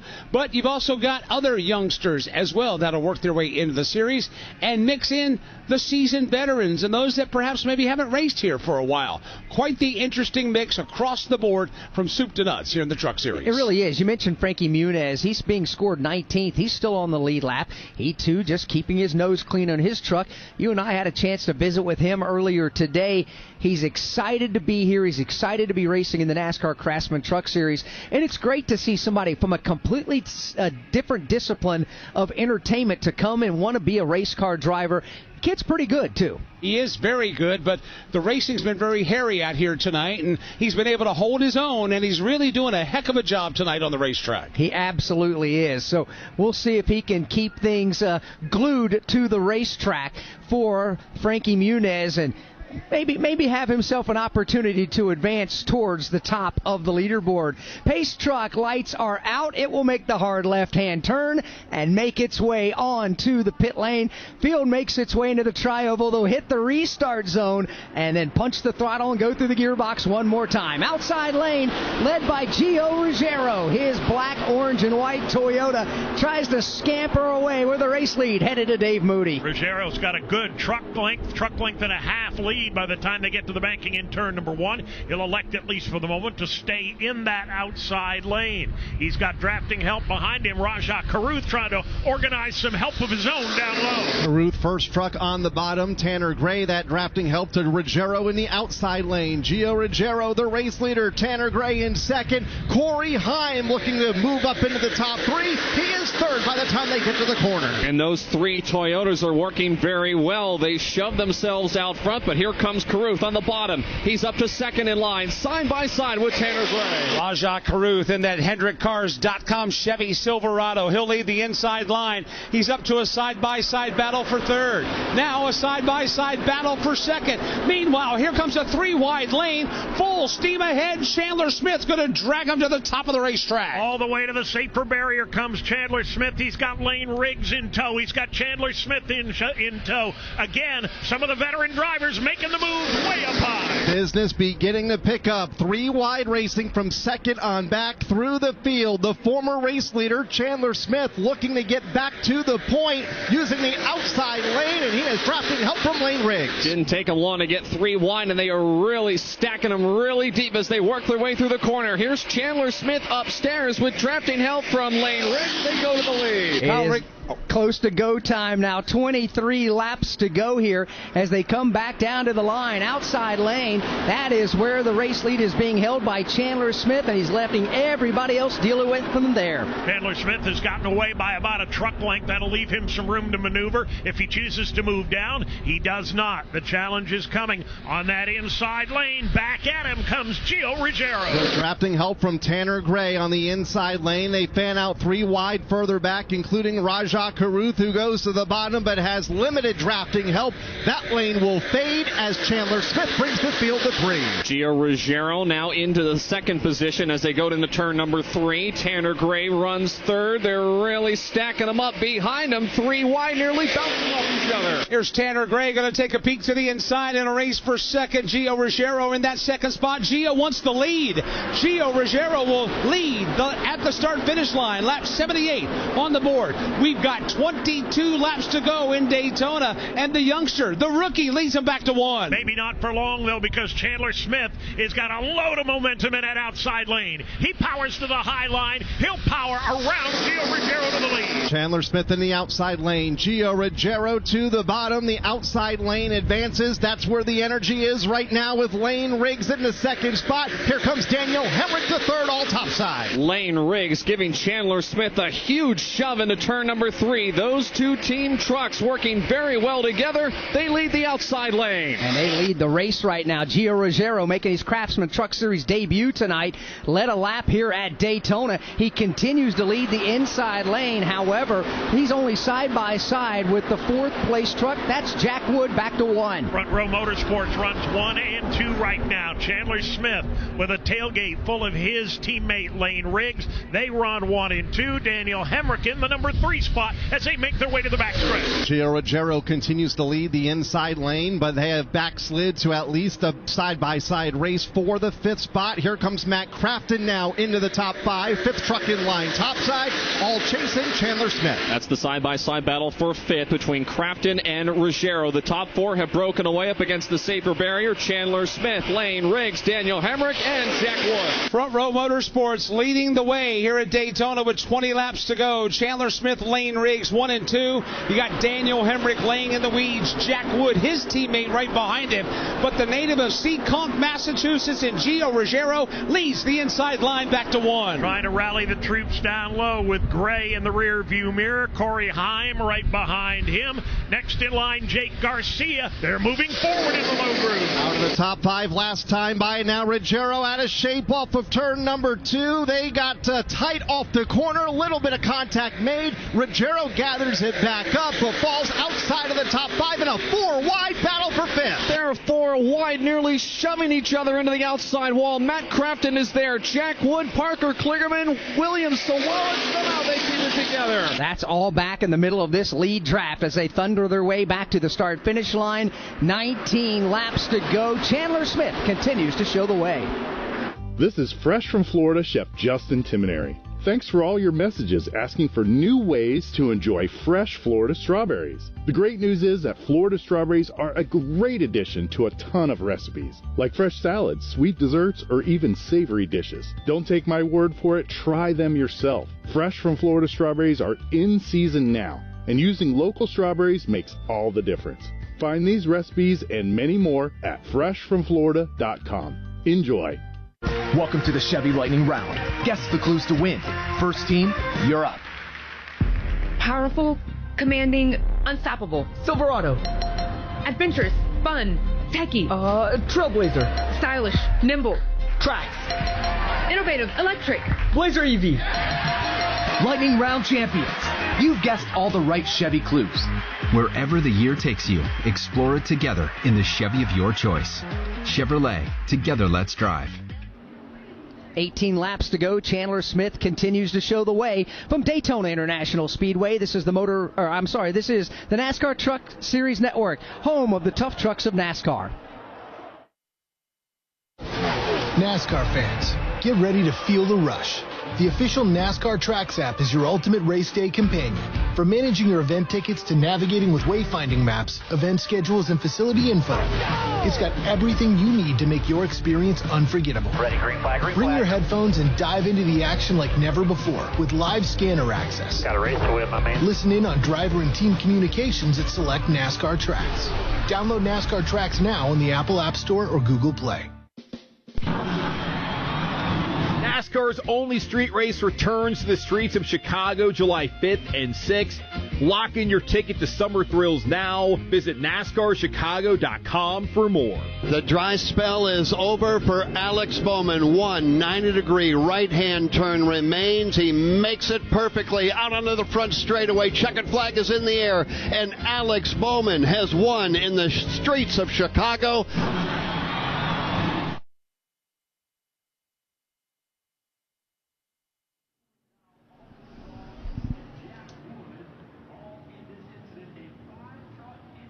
With 17 laps to go in the Fresh from Florida 250 here at Daytona, the caution flag is out for the 7th time for a big problem, the Daytona Superstretch in front of Kyle Rickey. We knew it was only a matter of time, and it's something that we see nearly every year in this race. When we get into the final 20 laps, the intensity picks up, 2 and 3 wide racing up the back straightaway. Contact was made and some heavy hitters taken out of this event. Matt Crafton suffered some damage when the trucks got out of shape. Rajah Caruth spun to the inside of the racetrack, a big hit to the inside retaining wall. Also Nathan Bird involved in this incident. Just 3 of several trucks that remain on the scene here on the back straightaway. Rajah Caruth climbing from his machine here on the backstretch. Matt Crafton with damage. You got Nathan Bird, Rajah Caruth, as Kyle mentioned, Michael McDowell. You've also got Jack Wood. Multi-truck pileup. Alex, also looks like Tony Breininger's got a problem. The hood of her truck is up, and she's on the racetrack right now. We were talking about this a few moments ago, how you could feel the intensity picking up, and obviously that's when things turned loose on the backstretch a lap ago. It just happens. I mean, everybody's trying to push and shove and get the track position they need to set themselves up for a chance to win this race here in another 17, now 16 laps. It just didn't work out. Jack Wood was about the 3rd lane halfway up the super stretch, tried to come up the racetrack, but Ben Rhodes' truck was there, and that's essentially what triggered the crash. Rhodes was able to continue on. Everybody else went scattering all over the Daytona Superstretch. Rajah Caruth took a heck of a shot into the inside wall. He got contacted by Tony Breininger. That was after Jack Wood came off the wall and basically side-slapped Rajah off of the racetrack. But close quarters racing, very aggressive racing in the Truck Series. We've got 16 laps to go. We continue under the caution. We're not under the red flag. But Kyle Rickey, what's the damage cleanup and what's the rescue effort like on the backstretch in front of you? Yeah, Rajah Caruth has already been towed to the infield. He's on the back of the hook right now, heading to the infield just behind me. Just one other truck remains here on the scene of the incident. Nathan Bird, that truck also took a pretty good lick to the outside wall, a lot of front end damage. That too being towed to the infield behind me here on the back straightaway. A little bit of fluid on the racetrack again. Fortunately, off of the racing surface, well onto the apron and onto the skid pad here, about 3/4 of the way down the back straightaway. After leading 9 laps of this race earlier, Matt Crafton got a big piece of that. He's been able to drive his truck to his pit box in front of Steve Post. Yeah, when he drove by me, I noticed a lot of right front damage. When he got past me, I noticed a lot of right rear damage. The crew is working on that truck right now. They've got the big power saws out, and they're just cutting parts and pieces off the rear of that truck, working on the suspension components on the front of the truck. So Matt Crafton, which started with a bad night with some engine woes, turned into a good night racing from the back of the field to the lead, has turned back into a bad night with a lot of damage on his Ford F-150. I was going to say, it's been an up and down night for Matt Crafton. Things did not start well. They got better, and then they went worse right here under this caution flag. Of course, you know, when you think about ThorSport Racing, they've all had their ups and downs tonight, and this obviously, the last couple of laps or so, rough for Matt Crafton. ThorSport still has good representation. They still got time to get some good runs tonight, but they're really going to have a handful as the total drivers, or the total amount of drivers involved in that wreck. It would have seemed that Ty Majeski and Ben Rhodes also had part of that. Nathan Bird, Michael McDowell, Tony Breininger, Rajah Caruth, Matt Crafton, Jack Wood, and we mentioned Majeski and Rhodes collected in this accident that broke loose 2 laps ago at lap 83. That means there are 15 laps to go here in the race tonight, and here's how they are lined up in the running order. Chandler Smith is being scored the race leader. Lane Riggs is second. Tanner Gray is third. Gio Ruggiero in his Truck Series debut is being scored fourth. Jake Garcia is fifth. William Sawalich sixth. Andres Perez de Lara will be scored seventh. Corey Heim is eighth. Parker Kligerman currently ninth, and Daniel Hemrick is 10th. 11th is Bailey Curry. Justin Haley is 12th. Johnny Sauter is 13th. We mentioned Ben Rhodes having a bit of a part of that accident. He's still on the track in 14th. So is Ty Majeski in 15th. Tony Breidinger in 16th. Norm Benning in 17th. Timmy Hill in 18th. Dawson Sutton is 19th. And Spencer Boyd is 20th. Jason White is 21st. Mason Maggio 22nd. Frankie Muniz 23rd. And the last truck on the lead lap in 24th currently is Josh Reaume. One lap down, being scored at the moment right now. 25th is Grant Enfinger. Stuart Friesen is 26th. Matt Crafton 27th. Michael McDowell 28th. That will continue to change as Jack Wood is up there. Michael McDowell, Rajah Caruth will be scored in the 30th spot. Also Nathan Bird, we mentioned in that accident as well. Matt Mills has had some challenges tonight. He's 5 laps down in 32nd. Clay Greenfield out of the race in 33rd. Connor Mosack, Tyler Ankrum, Caden Honeycutt in positions 34th, 35th, and 36th, respectively. We are still under the caution flag with 15 laps to go. Good morning, guys. I just want to warn you, traffic is tough out there. We are here for you to tell you how to keep safe. Everybody who is listening needs to take cover as soon as they can. To provide the music, talk, and sports you love. And to deliver the news that matters to you. We are the voices you can trust. We are live and local. We are America's broadcasters. Text radio to 52886 and tell Congress you depend on your local radio stations. Message and data rates may apply. You may receive up to 4 messages a month, and you may text STOP to STOP. This message furnished by the National Association of Broadcasters. Hi, this is Mike Bagley. Join me along with the cast and crew of the Motor Racing Network every Tuesday night for NASCAR Live. Hear exclusive interviews. It's my responsibility as a driver to leave the sport in a better place than it was when I got here, and certainly sometimes it comes with controversial takes. The best moments from each of NASCAR's premier series. They bang sideways at the line. Photo finish. And in-depth breakdowns of the latest NASCAR news and more. It's NASCAR Live every Tuesday night at 7 Eastern. Ben Rhodes is on the pit lane repairing some damage. Matt Mills is there. Jack Wood, Tony Breidinger.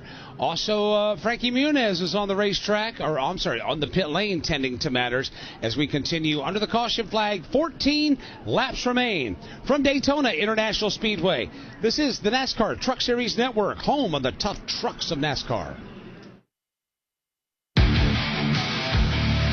Feel like you're in the driver's seat and never miss a second of the race action with Racing Electronics. Racing Electronics scanners allow you to listen in on uncensored audio from your favorite drivers, spotters, and crews the entire race. Hear team strategy with critical passes, dangerously close calls, and all the pit stop drama. To learn more, visit them at racingelectronics.com. Be race ready. Be RE equipped.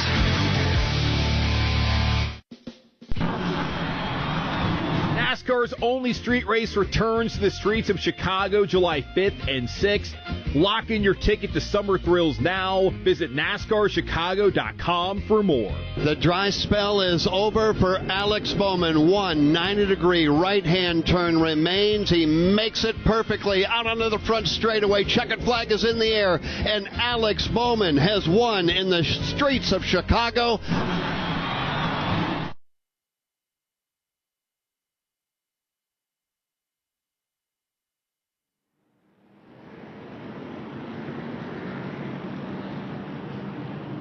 Welcome back to Daytona International Speedway. 13 laps remain. We continue under the caution flag. However, Rich Keeter has just given us the indication the next time they come back, we will have a dozen laps remaining and the green flag will be flying, and hopefully we'll be able to put that caution flag away and race all the way to the black and white checkered flag. I love your enthusiasm and your optimism, but that is a rarity here with this race and the trucks at Daytona. This track provides more overtime finishes than any other track we go to on the circuit.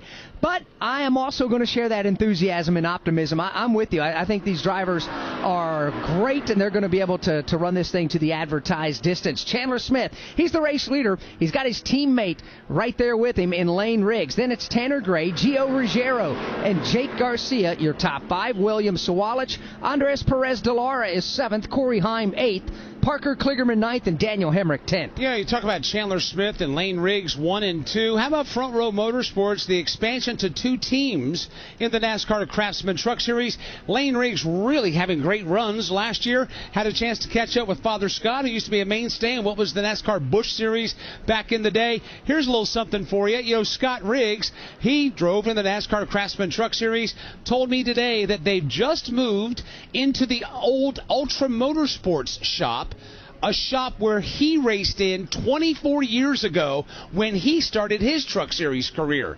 Talking about everything coming full circle, it's spectacular to see that. It really is, and it's great to see Lane Riggs. You know, he had his rookie struggles at the beginning and mid-stages of last year, but things clicked. Just all of a sudden, that light bulb went off, learned how to drive these big, high center of gravity, high horsepower trucks to be able to get to victory lane multiple times towards the end of the year. Now they got to bring these trucks home in one piece. Good luck with all that, because we've got a lot of racing left to go here tonight in Daytona. Pace truck is about to hit the pit lane, and again, 12 laps remain to settle it tonight under the lights at the World Center of Racing. Chandler Smith, Tanner Gray, you've got Lane Riggs and others stacked up there as well. Chandler getting a huge shove from Lane. That'll give him the shove into the clean air, but Dave, here comes Tanner Gray digging hard down low. Tanner Gray's got some help down low, and he's got the lead, as a matter of fact. They surge ahead. Tanner Gray to the number 1 spot as that low line really got the jump as they entered the banking. Gray getting a huge shove now by Giovanni Ruggiero. Gio Ruggiero now looking for the race lead as Gray goes to the outside lane. Lane Riggs nearly 3 wide for third. Here comes Gio Ruggiero to the inside of Gray in 3. Ruggiero to the inside. Tanner Gray to his right shoulder. They remain wheel to wheel for the race lead. Here comes William Sawalich snuggling up right behind Gio Ruggiero. Sawalich making his Daytona debut here tonight. He wants a piece of the action at the front of the field. At the front of the field, the race leader this time by with 11 laps to go. What a race we got going on. It's going to be Ruggiero pulling the field to 1. Gio Ruggiero's got the lead, but he's got no drafting help. Now they go 3 wide behind him. 3 wide for second, 3 wide for fifth, 3 wide further back. 5 rows of 3 now breaking out. Chandler Smith in the third lane leads the way. Top side trying to take that second spot away as the 3 wide racing continues with William Sawalich to the inside, and in the middle, Tanner Gray, all behind Gio Ruggiero. Gio Ruggiero trying to block all those 3 lanes of traffic. He works the middle part of the racetrack through turn 3, now goes back down to the bottom and throws the block on William Sawalich. Tanner Gray gets the boost right up the gut now. He's got Corey Heim giving him drafting help as those 2 inch closer and closer, trying to take the lead away from Gio Ruggiero. You've also got William Sawalich in the mix.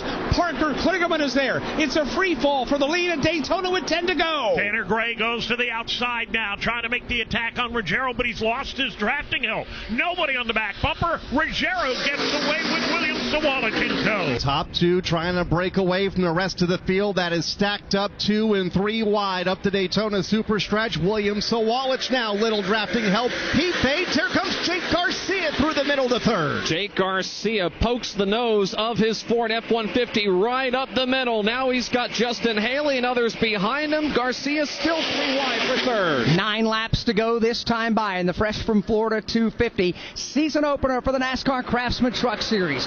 Gio Ruggiero making his Craftsman Truck Series debut tonight. He's got the field in the rear view mirror. Crunch time at Daytona, and the gloves are coming off. Gio Ruggiero blocks the path of Tanner Gray in that outside lane. Here comes Chandler Smith. He's got a trunk full of his teammate Lane Riggs as they power up the inside. Lane Riggs right there in the 5th spot on the back bumper. Second truck in line on Chandler Smith, who leads the bottom outside lane. They have the numbers right now, led by Gio Ruggiero and Tanner Gray. Third in line on the outside lane is Corey Heim. 4th behind the machine of Corey Heim, that's Daniel Hemrick. Andres Perez de Lara, that's how they run in the top 5. The Front Row Motorsports teammates of Chandler Smith and Lane Riggs had started a run, but that got shut down about 3/4 of a lap ago. They're giving it all they've got, but they've fallen out of the top 5 as the rookie Gio Ruggiero takes them back to the corner with 8 laps to go. Low line is plummeting backward toward the tail end of the top 5, led by Chandler Smith and Lane Riggs. They'll look for drafting help to try and regroup as Gio Ruggiero leads off 2. Leads by a truck length, and all those trucks that were on the bottom a couple of laps ago have migrated to the outside lane. Single file formation among the top 12 trucks. Gio Ruggiero, the race leader. Tanner Gray, Corey Hyman, Daniel Hemrick. Daniel Hemrick running fourth in line, snuggles up right behind Corey Heim, the third place truck, behind Daniel Hemrick. That's where you find the Bailey Curry Chevrolet Silverado. The game of poker is on now, 7 to go, because the entire front draft is now migrated single file to the outside lane. It continues to be Gio Ruggiero, Tanner Gray, Corey Heim, and Daniel Hemrick. You can hear the time bomb ticking right now. If you're Gio Ruggiero, you know somebody's going to bust a move and come out of line, and it's going to happen right now. Here comes Grant Enfinger back around the 8th spot. He'll go to the bottom of the racetrack. It's only 2 trucks right now on the bottom. Behind Grant Enfinger is Parker Kligerman. Everybody else to the top of the racetrack. Enfinger will fall outside of the top 10 as the leaders steam to turn 3. When will they make the move as they head to turn number 3? Right now, the top 10 trucks remain in line. Grant Enfinger still fighting hard on the bottom. He's got Parker Kligerman trying to give him some assistance. When the leaders come to the line and the field crosses the start-finish line, it'll be 6 laps to go. The calm before the storm. Everybody in the front dozen are single file. They are nose to tail. But Dave, like you mentioned, the question is, when will the move come and who will make that move? The longest 6 laps of Gio Ruggiero's young life are about to come here at Daytona as he leads the field off turn 2. He continues to lead in his series debut here tonight at the front of the field by a truck length over Tanner Gray, Corey Heim, Daniel Hemrick, Bailey Curry in the top 5 right now, just in front of Johnny Sauter.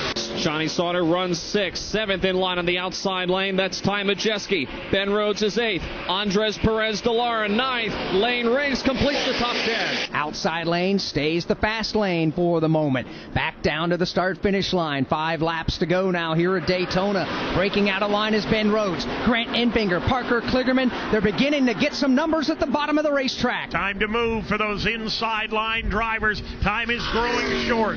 Jumping down into that low lane, trying to make their way forward. Gio Ruggiero can see him coming. Will he cross over? He will not as of now. Here comes Bailey Curry, the first truck now in line on the bottom, looking to fight his way into the top 2, and he has drafting help by Ben Rhodes on the backstretch. Bailey Curry to the lead in 3. Bailey Curry with some nice assistance behind him goes to the lead here at Daytona. Ben Rhodes now goes to 2nd. Here's Grant Enfinger ducking out of line. He jumps up to the outside. Bailey Curry comes out of turn number 4. It'll be the 29th lead change tonight in Daytona. The record for the series is 31. Could be a record-setting night. Bailey Curry now under fire. Grant Enfinger to the top of the racetrack in 1. Enfinger swoops to the outside lane, goes after Bailey Curry. We barely mentioned Curry tonight, but here at crunch time, he's in the running. Enfinger gets kicked 3 wide. He's going to go backward. 3 wide battle with Gio Ruggiero, the former race leader who was kicked out of line a lap ago. He's trying to fight his way back into the top 5. New leader by the time they get to turn 3. Here comes Ben Rhodes with help from Parker Kligerman. Those 2 will go to the lead. Third right now is the machine of Lane Riggs. The top 3 single file on the bottom of the racetrack. It's Rhodes, Kligerman, and Riggs. 3 laps to go this time by. The leaders now migrate to the bottom of the racetrack. There's still a double lane. That is about the 4th position. Race leader is Ben Rhodes. Parker Kligerman on his back bumper. On that tailgate then is going to be Lane Riggs headed to 1. Lane Riggs running by himself for the moment in the 3rd spot. Then a couple of truck lengths back to his teammate Chandler Smith, who's in a side-by-side battle for position number 4. Here they come off turn number 2. Tanner Gray to his outside, battling for that 4th position. Gray leads the outside lane. Well, at least he did. Here comes Parker Kligerman now. Cuts to the outside and goes to the race lead, taking the top spot from Ben Rhodes. What a move by Parker Kligerman. Here comes Ben Rhodes, though, to his left shoulder. Ben Rhodes will grab the lead back. He's got Lane Riggs all over his back tailgate. Front Row Motorsports trying to get the job done. They got shuffled out of the draft a handful of laps to go, but here they are making noise at the front of the field. Lane Riggs to the bottom of the racetrack. He's trying to get to the back bumper of Ben Rhodes, but here comes Kligerman to the outside. Parker Kligerman storms to the high groove. Drafting help from Tanner Gray. Behind him, Corey Heim. They are side by side for the lead as they hit the back straightaway. 3 wide for 7th on back as the race leaders have double wide formation up the back straightaway. Parker Kligerman leading the outside lane.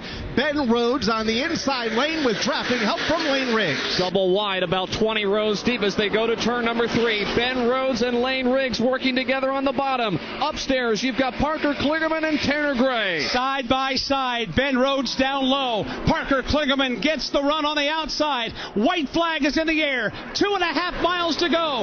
Next flag will end the race, whether it be yellow or checkered. Who's it going to be tonight at the World Center of Racing? Side by side, inches apart into turn 1 on the final lap. Johnny Sauter looking to go 3 wide to the outside. Sauter is up to the number 4 spot. Side by side for the lead. Kligerman up high. Down low, Ben Rhodes. With a lap truck in ahead of the race leaders trying to get off the racetrack. Here they come, steaming to turn number 3 for the final time. Rhodes out of shape in the corner. Rhodes will spin to the inside of the racetrack with Kligerman up front. Can they all make it back to the flag? Parker Kligerman is the leader, but now they're wrecking behind him. Lane Riggs gets turned. He's in the outside wall. More truck spin off 4. Caution flag is on the speedway. The field will be frozen on the short straightaway coming to this checkered flag. Caution and checkers in the air. Again, halfway down the short straightaway, headed to the tri-oval. When the caution lights came on, that freezes the field. It's awfully close. Parker Kligerman was close to being at the front of the field. We'll wait for NASCAR to our left and race control beginning to huddle around the screens. We could see that coming at the end of the Daytona Superstretch. Kyle Rickey, they were bouncing off each other, then they begin to spin out of control. Ben Rhodes was the first of those trucks to spin out of control as the trucks entered turn number 3. Contact was made, but Rhodes spun well off of the racetrack. Leaders had plenty of room, that is, to race around him onto the banking of turns 3 and 4, and then more trouble broke out in front of Tim Catalfamo. Yeah, they really all started stacking up once they got into turn number 3. Lane Riggs was the first driver that I saw get turned sideways. Andres Perez de Lara got spun, and then it was on from there. Several other pickup trucks all got swept up in what seemed like a huge cloud of smoke and dust as they came off turn 4. That is the way it is. NASCAR has looked at the tape when the caution came out and froze the field. Parker Kligerman has won the Fresh from Florida 250 at the Daytona International Speedway. Parker Kligerman will celebrate with a win here in the season opener at Daytona. Let's pause 10 seconds for station identification on the NASCAR Truck Series Network.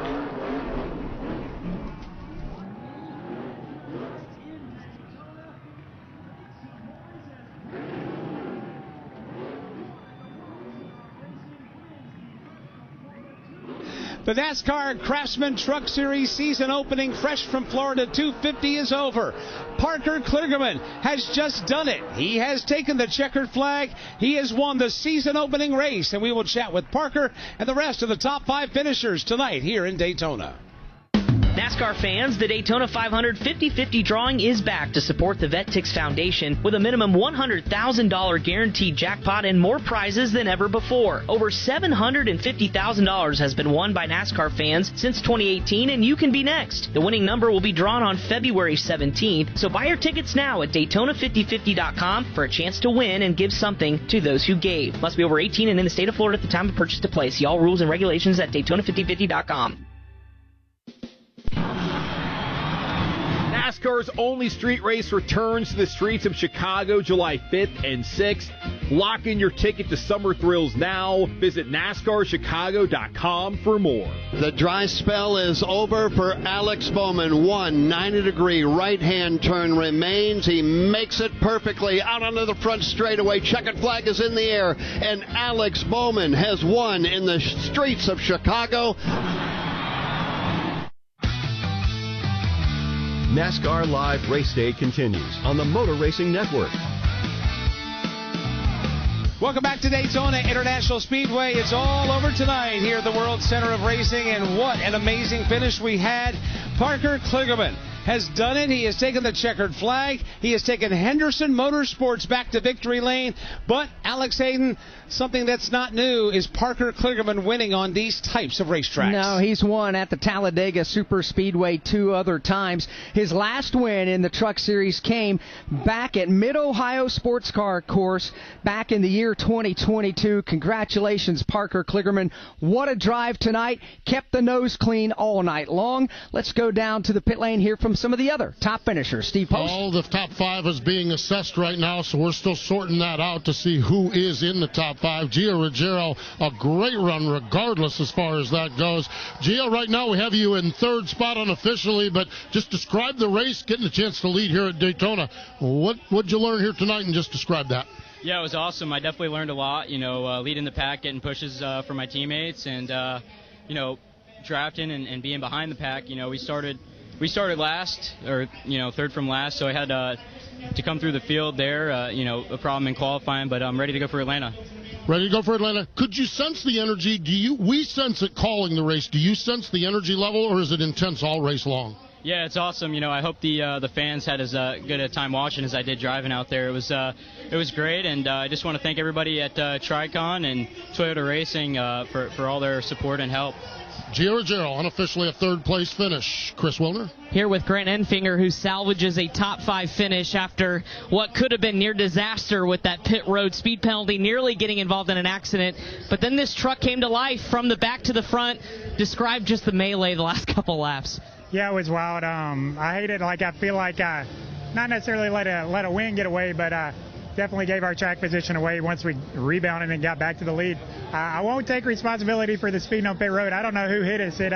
It sped me up about 20 mile an hour, I feel like, but I made a mistake there. I was fading up. I didn't think the Nice Chevy would have made it to the middle, but he did, and he didn't do anything wrong. I was fading up, and he just got there, and I was. At that point, I didn't know if I was clear or not, and just obviously went to the back after that, but still able to rebound back up here. Testament to this Grant County Mulch Chevrolet. Thank you to everybody that allows us to do this. Larry and Janie and Cody and everybody Team Chevy, everybody at Champion Power Equipment, everybody the Grant County Mulch family allows us to do this, and we had a fast Chevy tonight. Just, man, it's so hectic. I'm going to be replaying that with 5 to go or whatever it was when I gave up the lead there for a while, but happy with the speed. Jeff did a great job. We had a rocket ship, man. So to finish, I guess, is thankful because we wrecked at least 3 times. We wrecked twice on the last lap and still made it to the start-finish line. So, yeah, just chaos. But I do think it was a better race than normal. Handling came into play. We started moving to the top. Then it was 3 lanes and just chaos. But man, it was more fun than normal here. Chaos and excitement for Grant Enfinger. He comes home 5th in the season opener. Steve Post. Right now, unofficially in the 4th spot is Ty Majeski down here. Ty, you and Joe Shearer down here talking. You'll say you'll take it, okay? I know you don't normally race for 4th place, but why are you going to take it here tonight at Daytona? Well, speedway racing is kind of a little bit, been outside of my comfort zone. So, this is a big step in the right direction. We raced our way from the back a handful of times. Really worked on it during the off season on how we could be better communication with Brandon Lyons, my spotter, and I feel like this is our best fully put together speedway race. Typically we qualify up front, hang there for the first couple stages maybe, and then we just kind of flutter around mid-pack, and today we were able to make moves and do things we haven't been able to do in the past. So baby steps on the super speedway stuff. I'm gaining a lot of comfort. Actually had fun out there tonight. So yeah, good way to start off our 2025 season, and got a good finish for our Soda Sense Ford F-150. Good finish, the beginning of the title defense. That's Ty Majeski, unofficially a 4th place finish. Chris Wilner? Unofficially 2nd, Corey Heim, and it looked like, Corey, for a minute that you had a quartet of Tricon Garage Toyotas at the front to duke it out, but describe just the chaos and what kind of decision-making goes on those last 2 laps. Yeah, I mean, for the most part, I was just trying to hang on to it. I feel like on the older tires, our truck was free there at the end, really had no rear tire left, so the pushes felt pretty dramatic, even though I feel like the 17 did a great job there at the end, kind of putting ourselves in position. It's just, middle 3 wide, old tires, and you're just hanging on for dear life, so I didn't feel like I could maximize our gap out in front and try to push that middle lane just because I was kind of holding on the whole time. But huge props to all my teammates at Tricon Garage and the organization itself. Everyone there did a great job, as well as Toyota Safelite, for all their support to put me here, and looking forward to Atlanta, another Speedway. Hopefully we can get one better. All right, that's second place unofficially for Corey Heim. It could be back-to-back second place finishes for the young Georgia driver. Time to give you the unofficial rundown here in the Fresh from Florida 250. Parker Kligerman, the winner, he's making his way to victory lane. We'll hear from him in a moment. Corey Heim, second. Gio Ruggiero, third. Ty Majeski, fourth. Grant Enfinger, fifth. Justin Haley, sixth. Chandler Smith was seventh. Daniel Hemrick, eighth. Jason White was ninth. And William Sawalich was 10th. Finishing 11th, it was Frankie Muniz. Timmy Hill was 12th. Jake Garcia, 13th. Mason Maggio, 14th. Norm Benning, 15th place finish unofficially. 16th, Andres Perez de Lara. Johnny Sauter was 17th. Lane Riggs, 18th. Spencer Boyd, 19th. Josh Rayoum finished in 20th. Ben Rhodes was 21st, 22nd. Bailey Curry, 23rd. Tanner Gray. Then it was Stuart Friesen, Jack Wood, Dawson Sutton, Michael McDowell, Matt Crafton, Tony Breidinger, and Matt Mills making up the top 30. Parker Kligerman told us earlier he has been testing Lamborghinis at Sebring, and he's going to run the 12 hours of Sebring. What a change for Parker Kligerman. He's joining the CW broadcast team for NASCAR Xfinity Series races. That'll happen tomorrow, but tonight he is a winner at Daytona. Let's get his thoughts in Victory Lane. And he just climbed out. He is sponsored by a spiked cooler and is getting doused with it right now. That's got to be a great feeling.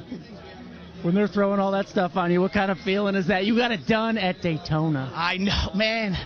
I can't believe it. I mean, this is just the biggest race of the year, all three series, and I've watched so many people be so successful here, and I've been so close so many times. But, you know, it's fitting with them back with the Hendersons, you know, Scott Borchetta, who helped me so much coming on board and sponsor us, and getting it done here. I just felt like, man, from the start of the race, I was like, we're going to win tonight. And I don't know why. I just had the same feeling I've had a couple times we've won. Sure enough, I didn't know that was the last lap. When I made that move, I just making moves. But it all worked out, and I'm just so thankful to Chris Carrier, Don, Charlie Henderson, Scott Borchetta, everyone who makes this possible. Happy Valentine's Day to all the moms and everyone out there. Yeah, this is a big one. Aggression can win this race, but also patience. You are tremendously patient out there. How do you learn that skill? You know, I don't know. It's Alan, I think it's one of those things where just like when you know you have such a good truck, it gives you the confidence to lay back and know the move will materialize, and sure enough they did. And they kept materializing when we were patient, and it was weird. Even with 5 to go, I was like, it's all going to work out, don't worry. 3 to go, it's going to work out. Then I didn't know past that what it was, but it's just like everything was playing out the way we could because this truck was awesome. It could push like hell, and we made the right moves. You want to rethink your semi-NASCAR retirement? No, I'm ready for the next phase, but this is a hell of a retirement gift. Thank you all for this one. It's so cool. We'll go and do the TV stuff tomorrow. I'm ready for that phase. I love it. It's so fun, but you know, this I'm going to still race a little bit. I'm just not doing full-time, so I want to keep winning races. Victory lane at Daytona. Nothing like it. Parker Kligerman wins. He does indeed. Congratulations to Parker Kligerman. We gave you the top 30 finishers, 31 through 36 in the season opener tonight at Daytona. Rajah Caruth credited with 31st. Nathan Bird 32nd. Connor Mozak was 33rd. Clay Greenfield 34th. Tyler Ankrum 35th. And Caden Honeycutt 36th. That's going to wrap up our coverage from Daytona tonight. Be sure to tune in tomorrow at noon Eastern. It'll be Ride the Dente 200 on the Motor Racing Network. The season opening ARCA Menard Series race, followed by final practice for the Daytona 500 at 3, and then the season opener for the NASCAR Xfinity Series, the United Rentals 300 at 4:30 p.m. Eastern Time. For Dave Mooney, for Kyle Rickey, and for Tim Catalfamo in the corners, Steve Post, Chris Wilner, and Alan Cabana in the pits. For Alex Hayden, I'm Mike Bagley. We thank you so much for making us a part of your Friday night here on MRN, and we congratulate Parker Kligerman and Henderson Motorsports as winners of tonight's Fresh from Florida 250. So long from the world's center of racing.